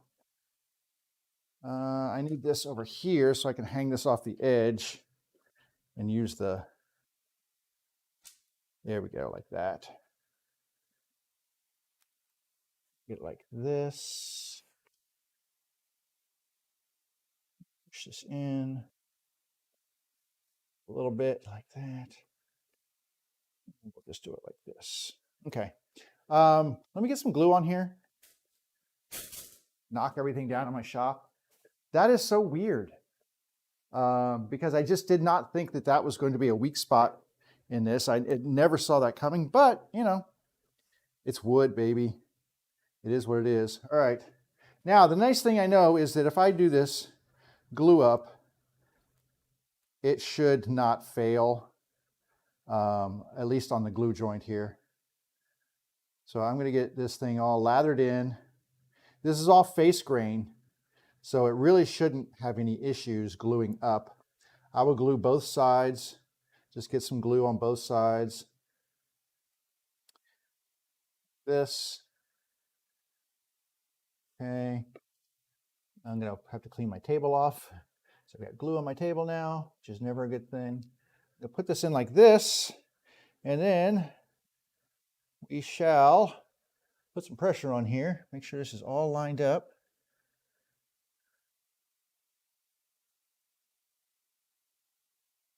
And it should be a good, say that. Let me loosen this up and get it centered right in the middle of this thing. Yay! Look at me dropping stuff all over. Isn't that awesome? Also, yikes! I need to clean up. Glue on everything. Glue on here. I do not want glue on there. I need some blue tape because I do not want to get the black ick from these pipes on my wood here. So, come on, man. Just need you to hold up here and get set up. All right. Just gonna put a piece of tape right here. I think that's about where it went. I'll put this right on the middle. Loosen up. Right here. We're gonna rest it right between. And it's glued. And I'm gonna put a clamp over top of this to make sure it stays down. I can get this one under here. No, it's a little big. I mean, I probably could, but I think this one's a little smaller. Hang on. Got a smaller one here. I can fit this underneath like this. And that way it's on the clamp or on the pipe. And then we're just gonna clamping pressure. And my sides here are all lined up and even. So we're good. So I'll just let this sit for, I guess, a day before I do a glue up on this one. That's really weird. But you know what? That's the thing when you work with wood. Weird stuff happens, man. Weird things. All right. So that one, not as good. I'm also getting a lot of splintery fibers on the end of these cuts. So it's probably about time for me to get this blade sharpened. I love this blade. It is by far, in a way, the best investment I made in terms of improving my table saw cutting. It is such a great blade. And the nice thing is you can just send it in and have them resharpen it. And you can't really do that with like a Diablo or something like that. I don't know if the other one, CMT, makes good blades, but I don't know if you can get them resharpened from CMT. But they will, this company, which is kind of a small company, but they make amazingly good blades. And who is this? This is Ridge Carbide. And Ridge Carbide makes amazing stuff. Lots of different blades.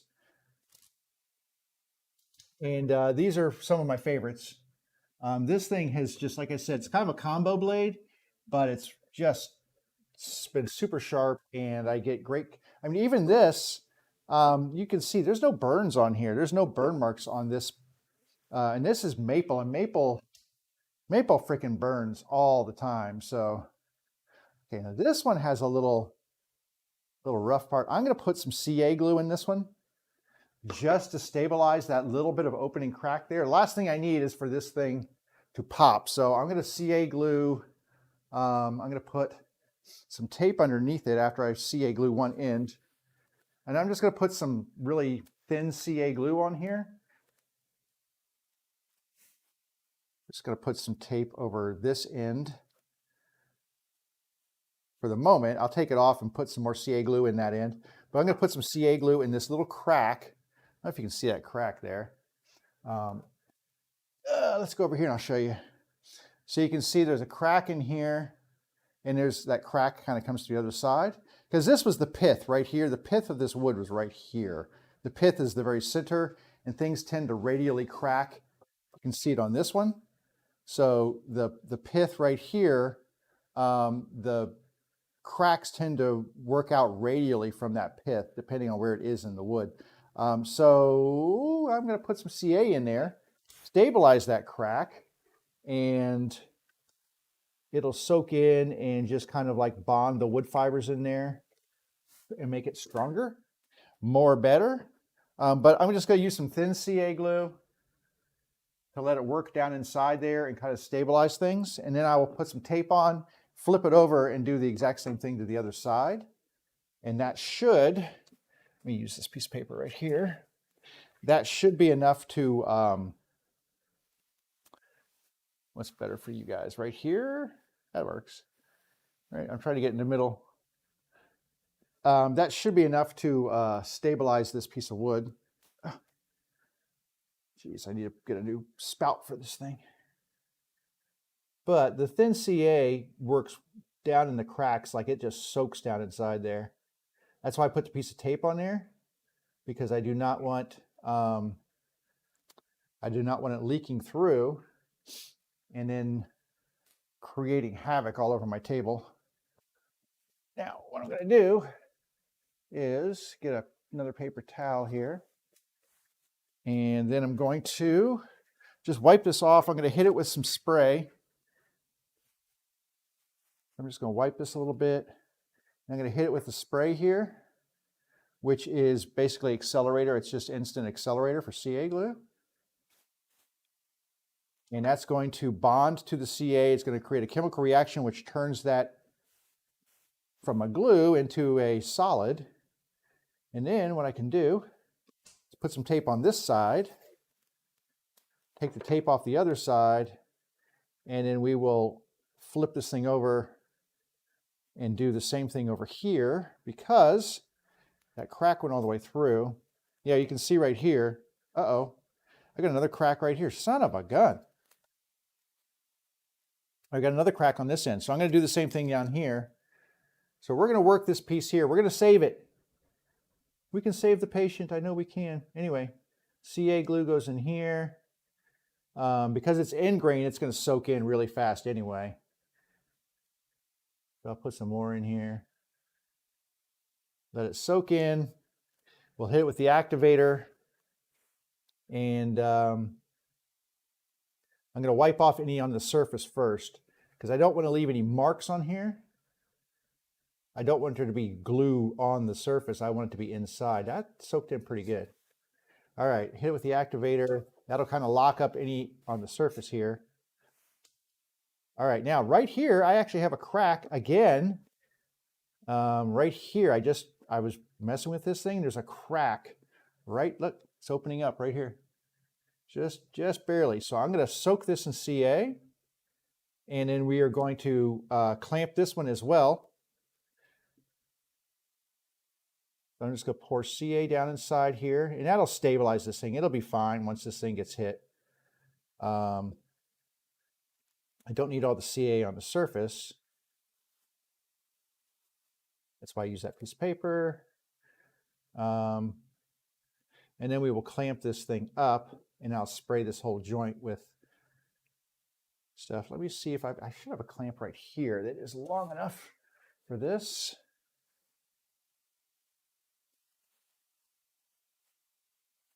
Yeah, I knew some of these areas on this wood would be sketchy just because of the nature of it.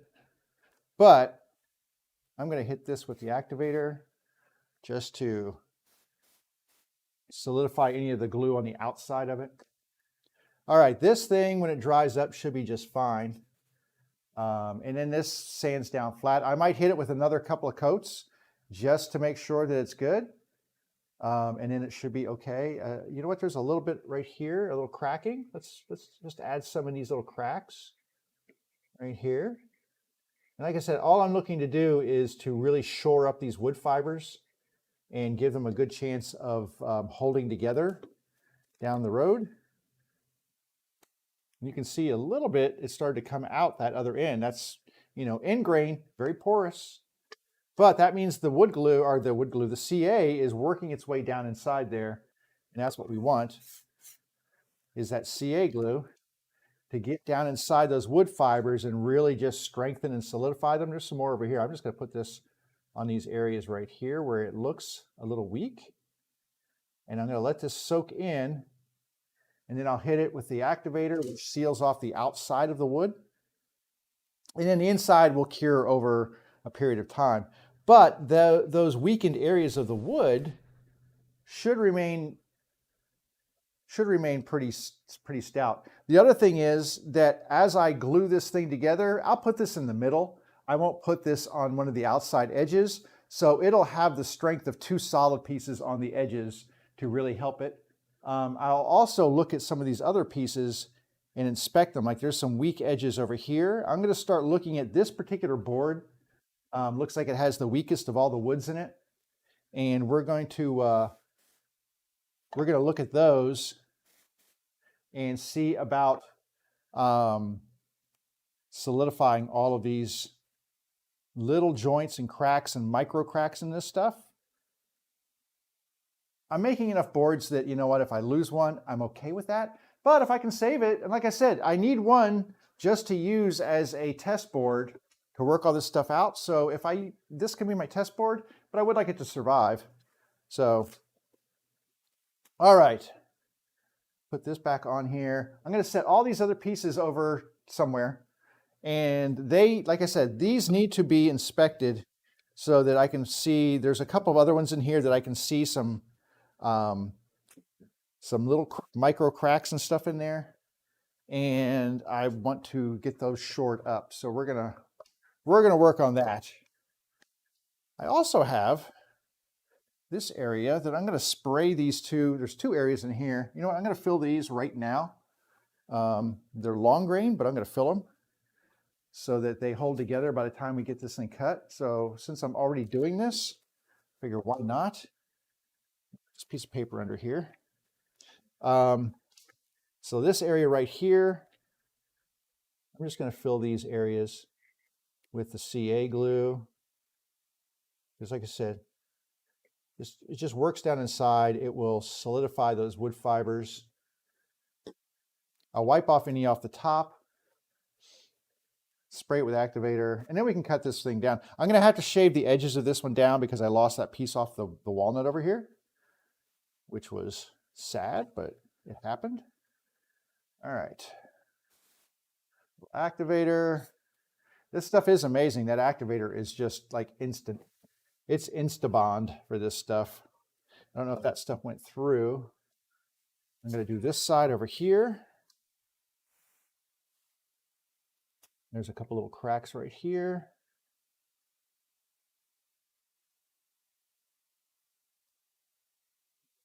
That's going deep.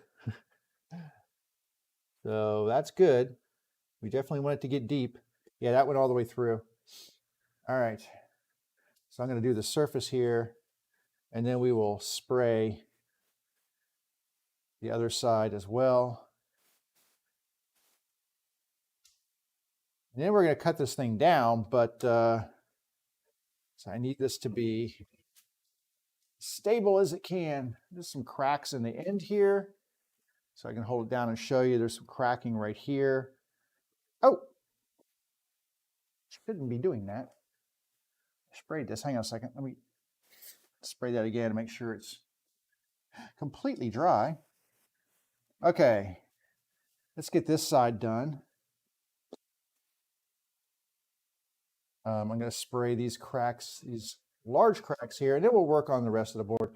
But I figure, you know what, this is as good a time as any. If I'm going to have issues, let's get this stuff solidified now, because just going to pay for itself down the line, hopefully.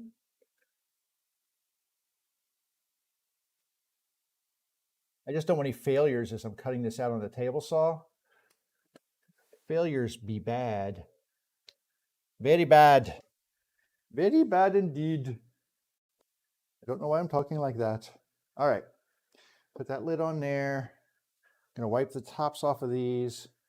That should be enough to, like I said, that stuff seeps down inside.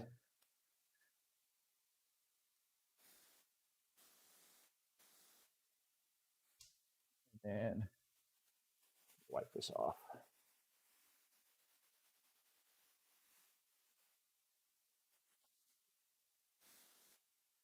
Okay.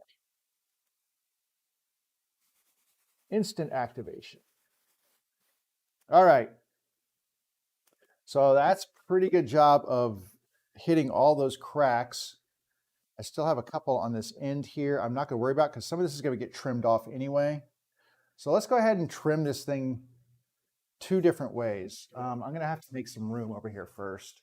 I need to clear off all this stuff because I'm going to need the width on the table saw to get this thing narrowed down. Oh, so I have to move all of my clamps. And I wanted to get one of these in clamps today. I think maybe one of them I can get in clamps. But it's not looking great. These are just cutoffs here. I'm gonna throw those in the scrap bin. Not looking great for getting this thing well, I know I'm not going to get them all in clamps because of all that work I had to do. All right. How far over do I have to go on this thing? More than that. More than that. So I need to move all these little clamps. Oh, this is what I didn't want to have to do, but I'm going to have to. Moving clamps. These are all the clamps I use for the clamping calls. A lot of clamps. Where am I going to put all my clamps? I don't know. Let's set them over here. So many clamps. So many clamps. Okay. Get those out of the way. These are all my clamping calls. I can get those just set aside over here. Here to have room now. Because like I said, this thing was about 12 inches wide. So let's see what we have to shave off of this thing to get it exactly where it needs to be. I don't have my saddle square, but do you have a pencil over here? I do. All right, right here, I think is good. And that makes this line right here. Just trying to get a line where I can line this thing up and get this. And then I will have to measure that and set it for the exact same size on the other side to kind of keep it a little bit symmetrical. All right. So that's actually right about perfect right there. Okay. Let's get this one side down and we'll flip it, take off an equal amount off of the other side so that it at least stays symmetrical, and then we will go on from there.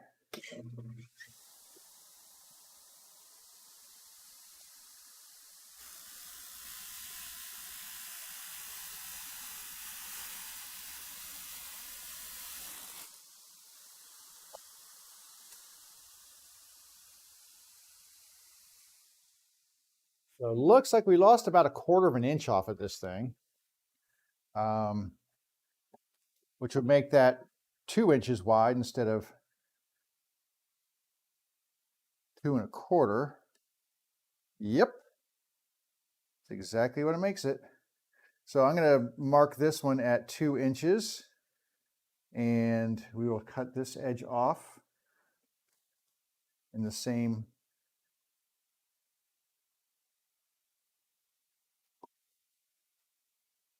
spot, and that, like I said, will give us a little symmetry at least. It ain't perfect, but that's not. It's not perfect, but it will do. And of course, I marked it in the wrong spot, so I need to come in inside that line. All right, let's put this up here. But I did get that cleaned up, so that spot that was over here is no longer in existence where it chipped out on us. And that was just a weird thing that happened. Like I said, when you deal with this wood, though, this is what you can get. I mean, you're paying for wood that's not perfect wood. And so sometimes things happen. All right, one more board.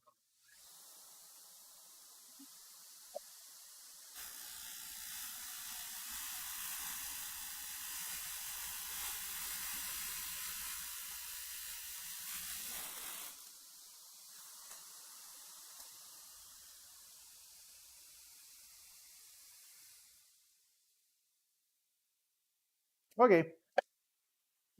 So it's not quite as wide on the sides, but it's still kind of symmetrical.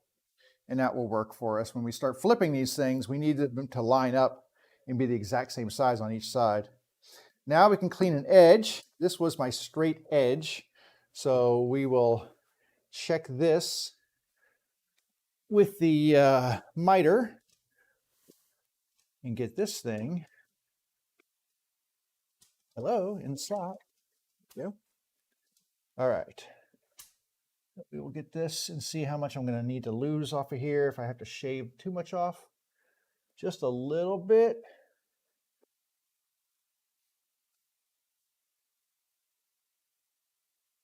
That right there. Okay. All right. Let's get this edge cleaned up and then we'll make our other cuts. Get back just a hair.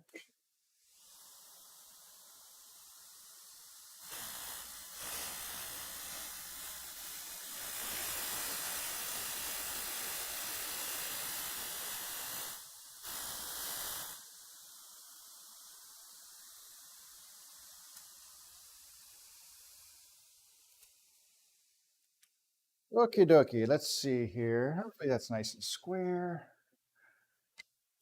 It's nice and square. Okay. Now we can do our 1.25" cuts. Before I do that though, I got a lot of sawdust up here. I'm just gonna clean this up. You know, that's the problem with not having an over the blade dust collection is you still get a whole lot of stuff, especially when you're trimming edges, you just get a lot of stuff.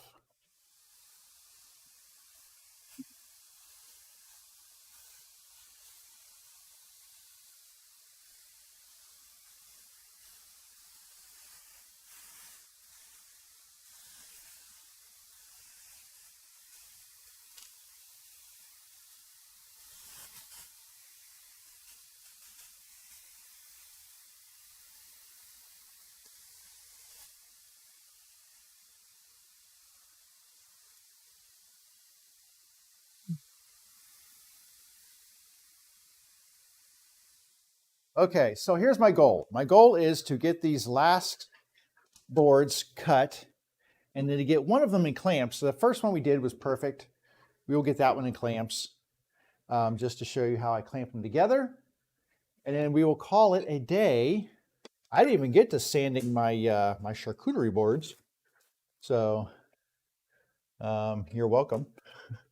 I know you're missing that. I know you're very sad you didn't get to see me sand something else, right?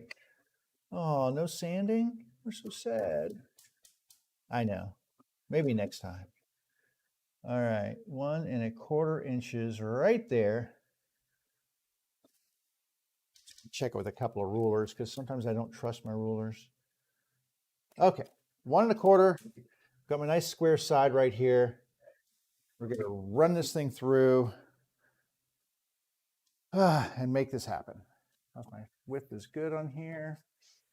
Okay, you ready? Let's do this and get this done.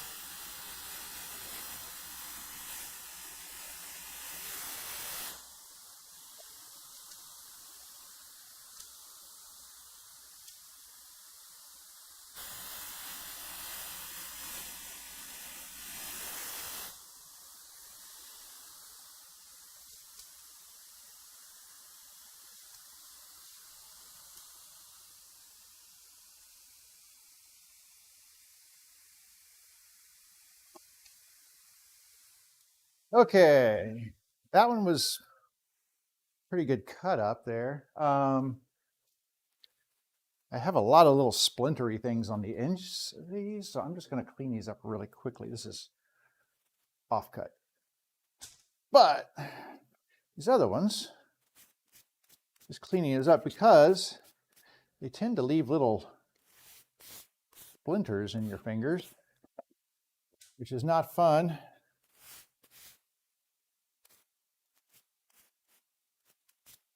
Not sure why it does that, but it just does.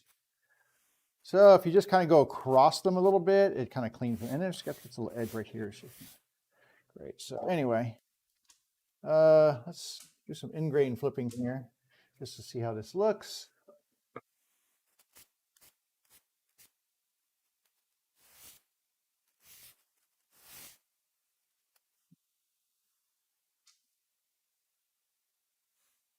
I mean, it looks pretty decent. I mean, all things being said, God, this stuff's like a porcupine till you clean those little things off of there. Just sticking little quills in me. All right.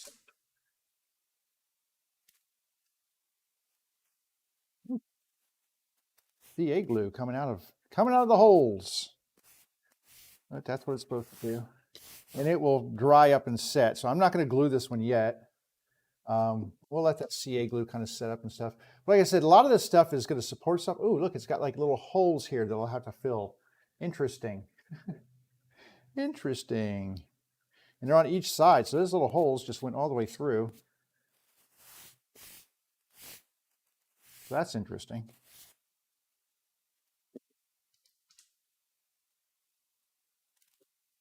But that's why I have a whole bunch of these to make, because you know what? Practice makes perfect. Is that what it is? I don't know. But I do know that I need to get these little edges cleaned up. There we go. You can see how this is looking, which is pretty sweet, right? Not bad. The little holes are interesting, and they might add their own little flavor to it. Because sometimes you use what the wood gives you as a design. Weak. You can feel that one being weak. We're going to put some more Fia in this one before we do anything. And this one actually might be a good one to be interior. So I might swap this one out for this one, because that's kind of weak right there. But as it's inside, let me lower this blade. And I'm going to push this against my fence and use that as a straight edge. This. And as I glue these up, my hope is that a lot of these areas will be supported, and so they will support each other, because each one of these each one of these walnut ones is surrounded by a maple, and the maple are rock solid, no issues with those at all. So once we get these things all set up and glued in here, they will be supporting each other. And then I can just go back with some CA and fill that after these have been flattened. But anyway, that's what that looks like. Pretty nice, you can see. Once again, another nice little board right there. But that being said, I'm going to take this one and slide it over here. Oh, hey, somebody dropped in. Who dropped in? Free fall class dropped in. Calling a day is bad.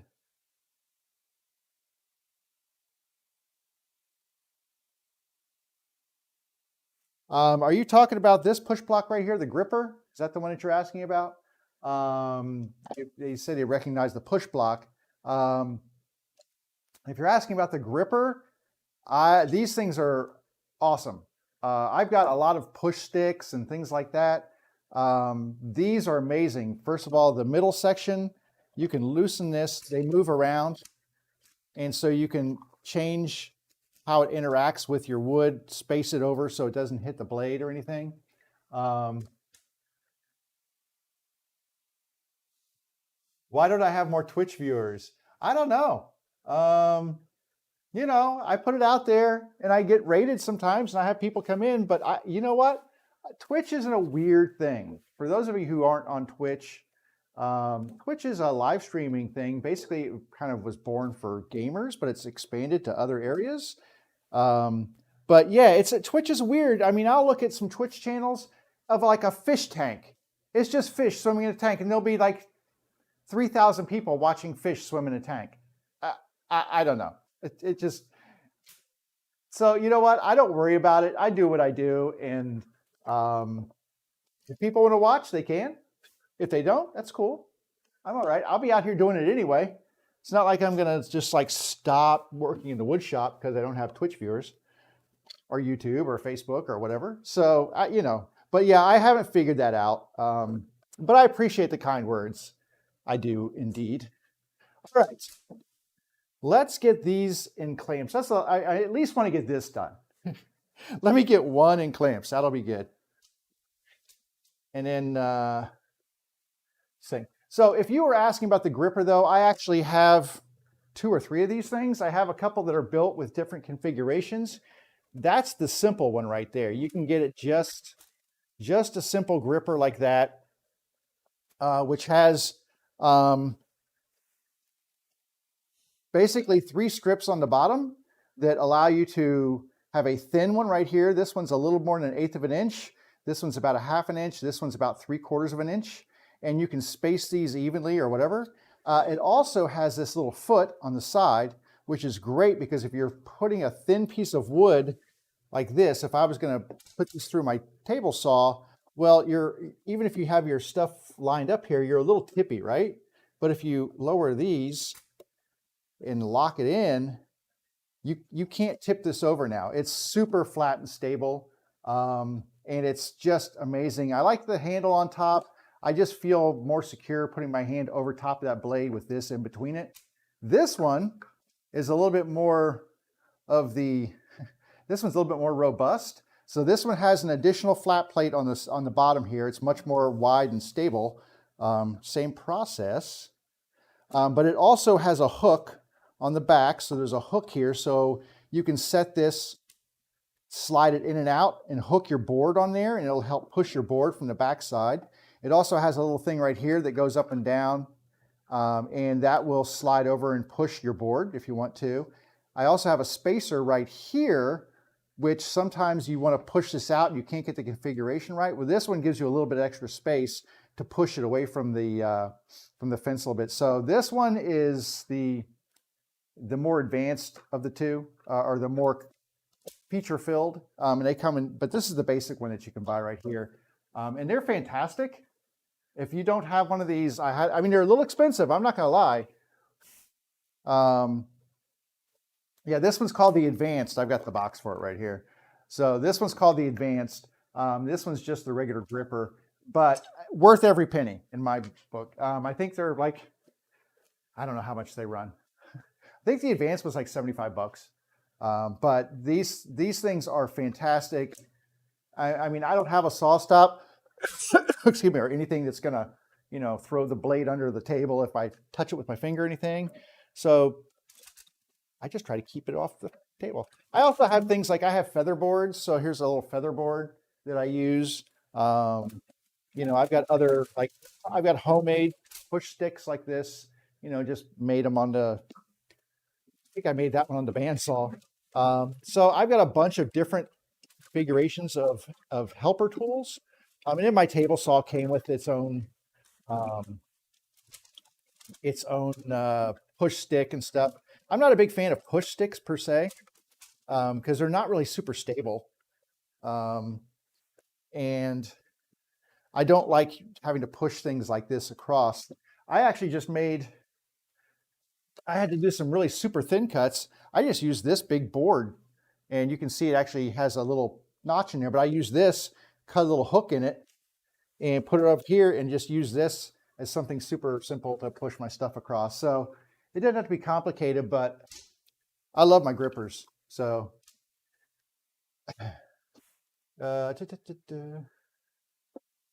and I do appreciate the fact that you like my content. Yeah, are they $50? I hadn't looked at the price yet. I got mine at the woodworking show, which is like an annual thing. Well, it was annual. They haven't had one in a year or so because of COVID, but it was that's where I got mine. So I got kind of a deal on mine. But yeah, they can be a little pricey, but I'm telling you what, I mean, they last forever. There's I've actually hit mine with a saw blade and stuff a couple times, and you know, run it. I didn't have this sliding part right here set up right, so I've cut through mine at least once. But they're still, I mean, it's so great, and I highly recommend them. It's worth the money to me. Maybe not to everybody, but I think it's worth the money. So that's my recommendation. Worth it in my book. All right, I'm just squaring these up with just a little sandpaper just to make sure that I got all the fuzzies off before I glue them up. Yeah. And then the hardest part about doing the second glue up is keeping these things aligned, because you want your little squares to be lined up.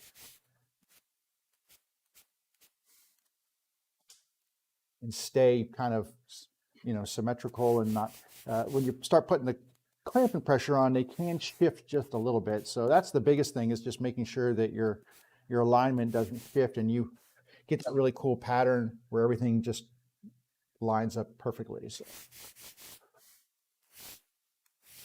And like I said, this isn't my pattern.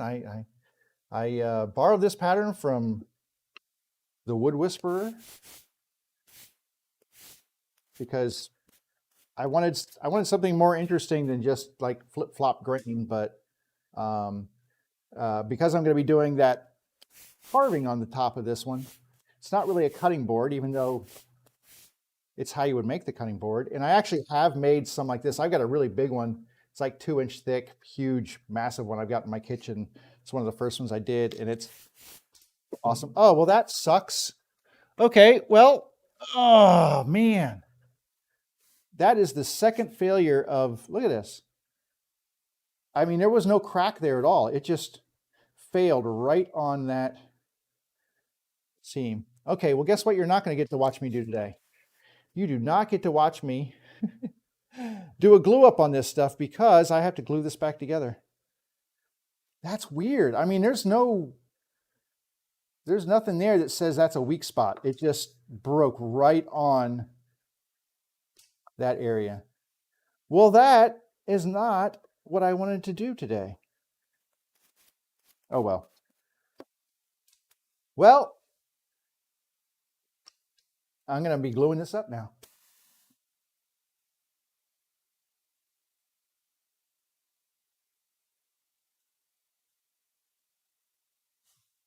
Yeah, I don't have too much problems with busy chat. And the other thing is, because it's loud and I'm usually wearing earphones and stuff, I mean, hearing things besides my machines and stuff, it's not always easy to hear anything else going on. I've considered it, you know, it'd be really interesting for me, and I haven't found one, is something that would make a noise if somebody like did something in the chat where it didn't do the speech to text, but it just did an alert kind of thing where it was like bing, and then you would know, like an audible bing or something. But like I said, I don't get an overwhelming amount of people chatting. Usually I'll get a raid in my stream sometimes, where I will usually get more people that way. But all right, I'm gonna glue this sucker up, and then we will have to do the rest of the glue ups later.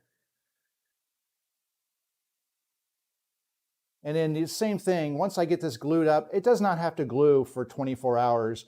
I need this to set up for a couple of hours, and then I can put this one in the middle of the arrangement there, and it should be fine. And all these things are going to be supporting each other.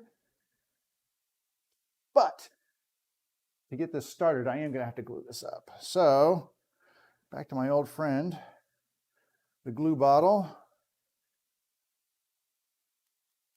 Can't believe this happened though. This is weird. I've never had this issue with any of this walnut that I've gotten before, but Really weird. And I'm going to glue up both sides of this. Not a lot, but just enough to get it to kind of hold and set.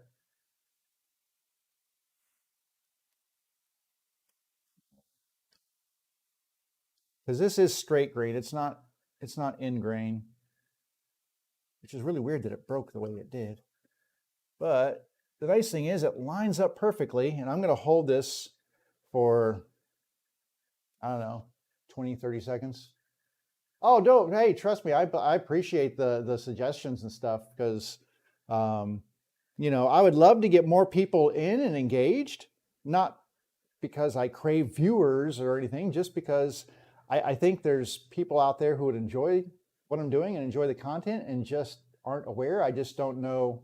I think that's the thing with Twitch and even Facebook to that extent. There's just not discovery. And so unless someone does like a raid on your channel and brings a whole bunch of people in or whatever, it's not great for people discovering your content. Even if you do like a woodworking search or whatever, I don't know that I pop up in the top, even though I am probably the most consistent of all of the woodworkers on here. You don't really see a whole lot of people doing woodworking stuff. I think I'm the most consistent, but you just don't see my stuff popping up to the top of the feed. So it's kind of weird. And then I think there's people who have like woodworking in their name. So that kind of, you know, it's like their search isn't really made for finding content as it is for finding people you know exist already, I think.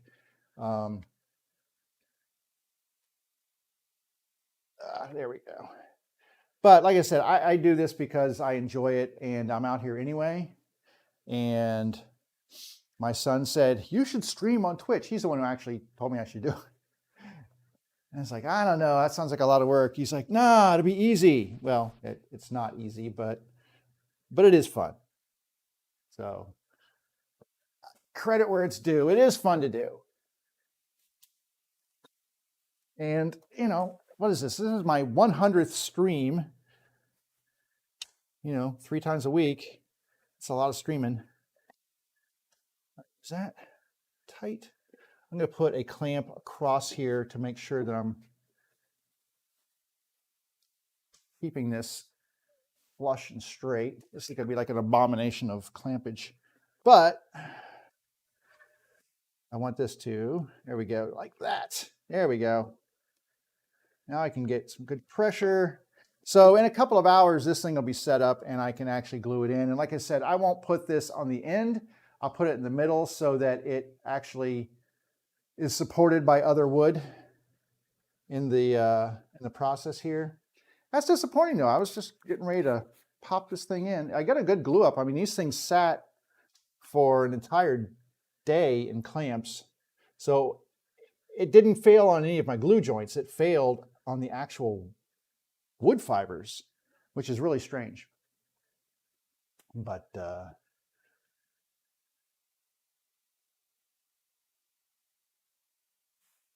so there's a number of,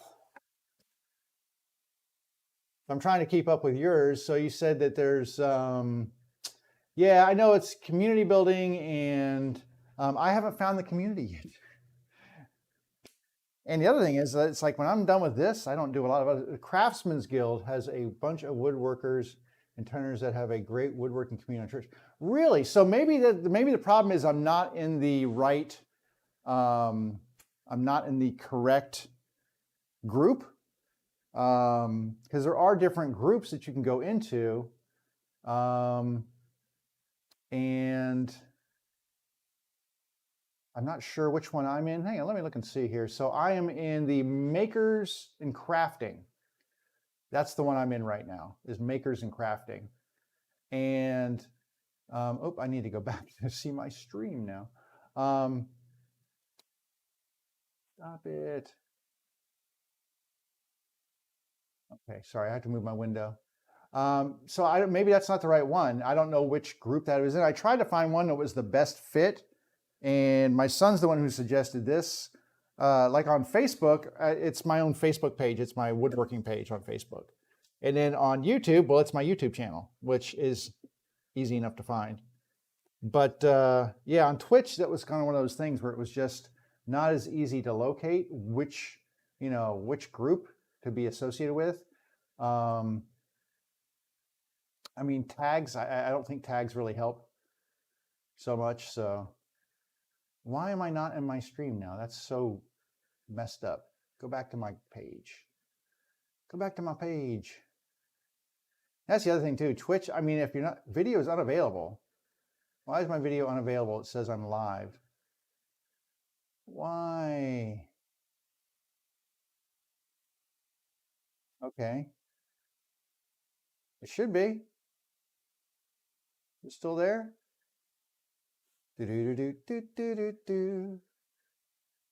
And maybe I just don't spend enough time in Twitch. That's one of the reasons why. But anyway, I'm going to zip over here to my other camera. So I tell you what, if you find a group other than makers and crafters, I think is where I'm at now. Okay, so I'm in the correct group. Yeah, I've looked at Twitch and kind of searched for woodworking, and it's like I don't really see a whole lot of woodworking stuff on there. And then there's really nobody doing woodworking live streams anywhere else. You get a few of them on YouTube, but not many. So it's kind of, like I said, Twitch is not something that I spend a bunch of time on. So I try to work my way through this stuff. And also I don't stream directly to Twitch. My stream is split between several different, like Facebook and YouTube. The other thing is, how do you find those categories? It's like they're search categories. Let's see, makers. There we go. I'm just doing some online searching here for makers and crafters, but it's not wanting to do anything here. Makers, go. No results found for makers. See, this is what I'm saying. It's like you go to categories under browse, and you don't, like, I look up makers and you don't see anything. And it's really kind of strange that, it's just hard to find things, I think, at least for anybody new. Maybe I'm just navigating it wrong. Oh, there's a Discord community. Okay.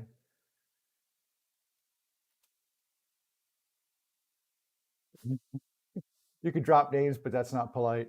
Well, I appreciate that, though. Let's see here. Okay, well, it's 1:40.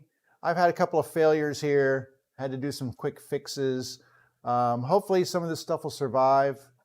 Like I said, I've got this area right here on these this is the pith, which, the pith is the center where all of the rings grow out from. And usually that's kind of maybe sometimes the weakest stuff. I'm going to fill these piths with epoxy when it's done. It should hold up and be nice and sturdy and stout, hopefully. I have other boards that I'm going to cut and do the same thing with. And so I will be looking at maybe making a few of these, and the ones that don't turn out well, I'll just use them around my house, because, if they split into smaller ones, I'll use them as, pot holders or something. I got a lot of things like that around my house that were not quite ready for prime time, but they're still useful. So, okay, well, I think, oh, I didn't do that. There we go. I need to move this over to the side. That's the other thing too, is like my chat windows, I have to kind of keep them split and moved around so that I can see everybody's stuff. Because I do get chats from Facebook and I get chats from YouTube, and I wish I had an integrated chat window which showed them all, but I do not. So I just kind of keep trying to keep on top of things. But anyhow, I'm going to go ahead and call it for the end of this one. And I've got a lot of stuff still to do. I have sanding and stuff to do, which is so exciting. I just can't wait to get to it. But anyway, I need to get that done because these things need to get in the mail. Where are they? I'm going to grab them over here. I need to get all these things sanded down to like at least 1,000. I may hit them with some 1,500. And then they need to get some Odie's oil on them and be set up for about a day or two to cure. And then I can wrap them and ship them. But these turned out pretty nice. I was happy with the way these turned out. And not bad for scrap wood. The engraving turned out really nice on these. They look super good. I'll show you. That's actually an M, not a W. But you can see that turned out really well. These are only sanded to 800, but they're pretty shiny. They got a little bit of a sheen to them. And my thought process is, and it actually panned out. I did one already. I took one up to 2,500. And with the Odie's oil, it's pretty shiny. So with Odie's oil, you really control the sheen by how fine you want to sand things. Unlike other ones like Rubio Monocoat and things like that, it doesn't matter how fine you sand it, and sometimes it's not even beneficial because you don't get adhesion and you don't get the finish working down into the wood grains if you sand too much because you're burnishing the wood, you're sealing it off. But this stuff, the Odie's, the more you sand it to a finer grit, the shinier it gets when you wipe everything off. So it's pretty good that way. And I'm not unhappy with the way the Odie's oil works. For my first occasion of using Odie's, it's pretty good. So fixes are part of woodworking. No joke, man. I sometimes feel like I spend half my time just fixing stuff. But you're right, that is the fun because wood just does what it wants to do, and sometimes it doesn't care what your plans are, and you just kind of have to work around it. And so just like this stuff, I'll work around it, try to find some fixes, and I do the same thing with little chip outs and things like that, where you just get creative, and it's not a defect, it's a feature. So anyway, hopefully I don't have any more features to pop up before I get all this stuff done. Once I'm done with this, hopefully, maybe by the time Wednesday rolls around, I'm going to start working on my cherry table. I've got a live edge cherry table that I'm going to be working on, and that's kind of where I'm going from here. I got to do some bow ties and sanding and getting some bark off of it, and I bought some extra 6/4 walnut to make legs out of, so I got to design the legs and make those, and probably have some bridle joints, some half laps, some good stuff like that. So yeah, so there's good stuff coming. And the only thing coming right now is lunch. So I'm going to wrap it for the day. You guys have a fantastic day. Free Fall Clash, thanks for all the input and joining in. And I appreciate you being here. And you know what? If you want to throw the word out there, I'm good with that too. Let's see. Yeah, I found the button. All right, you all take care of yourselves. And I'll be back here Wednesday. See ya.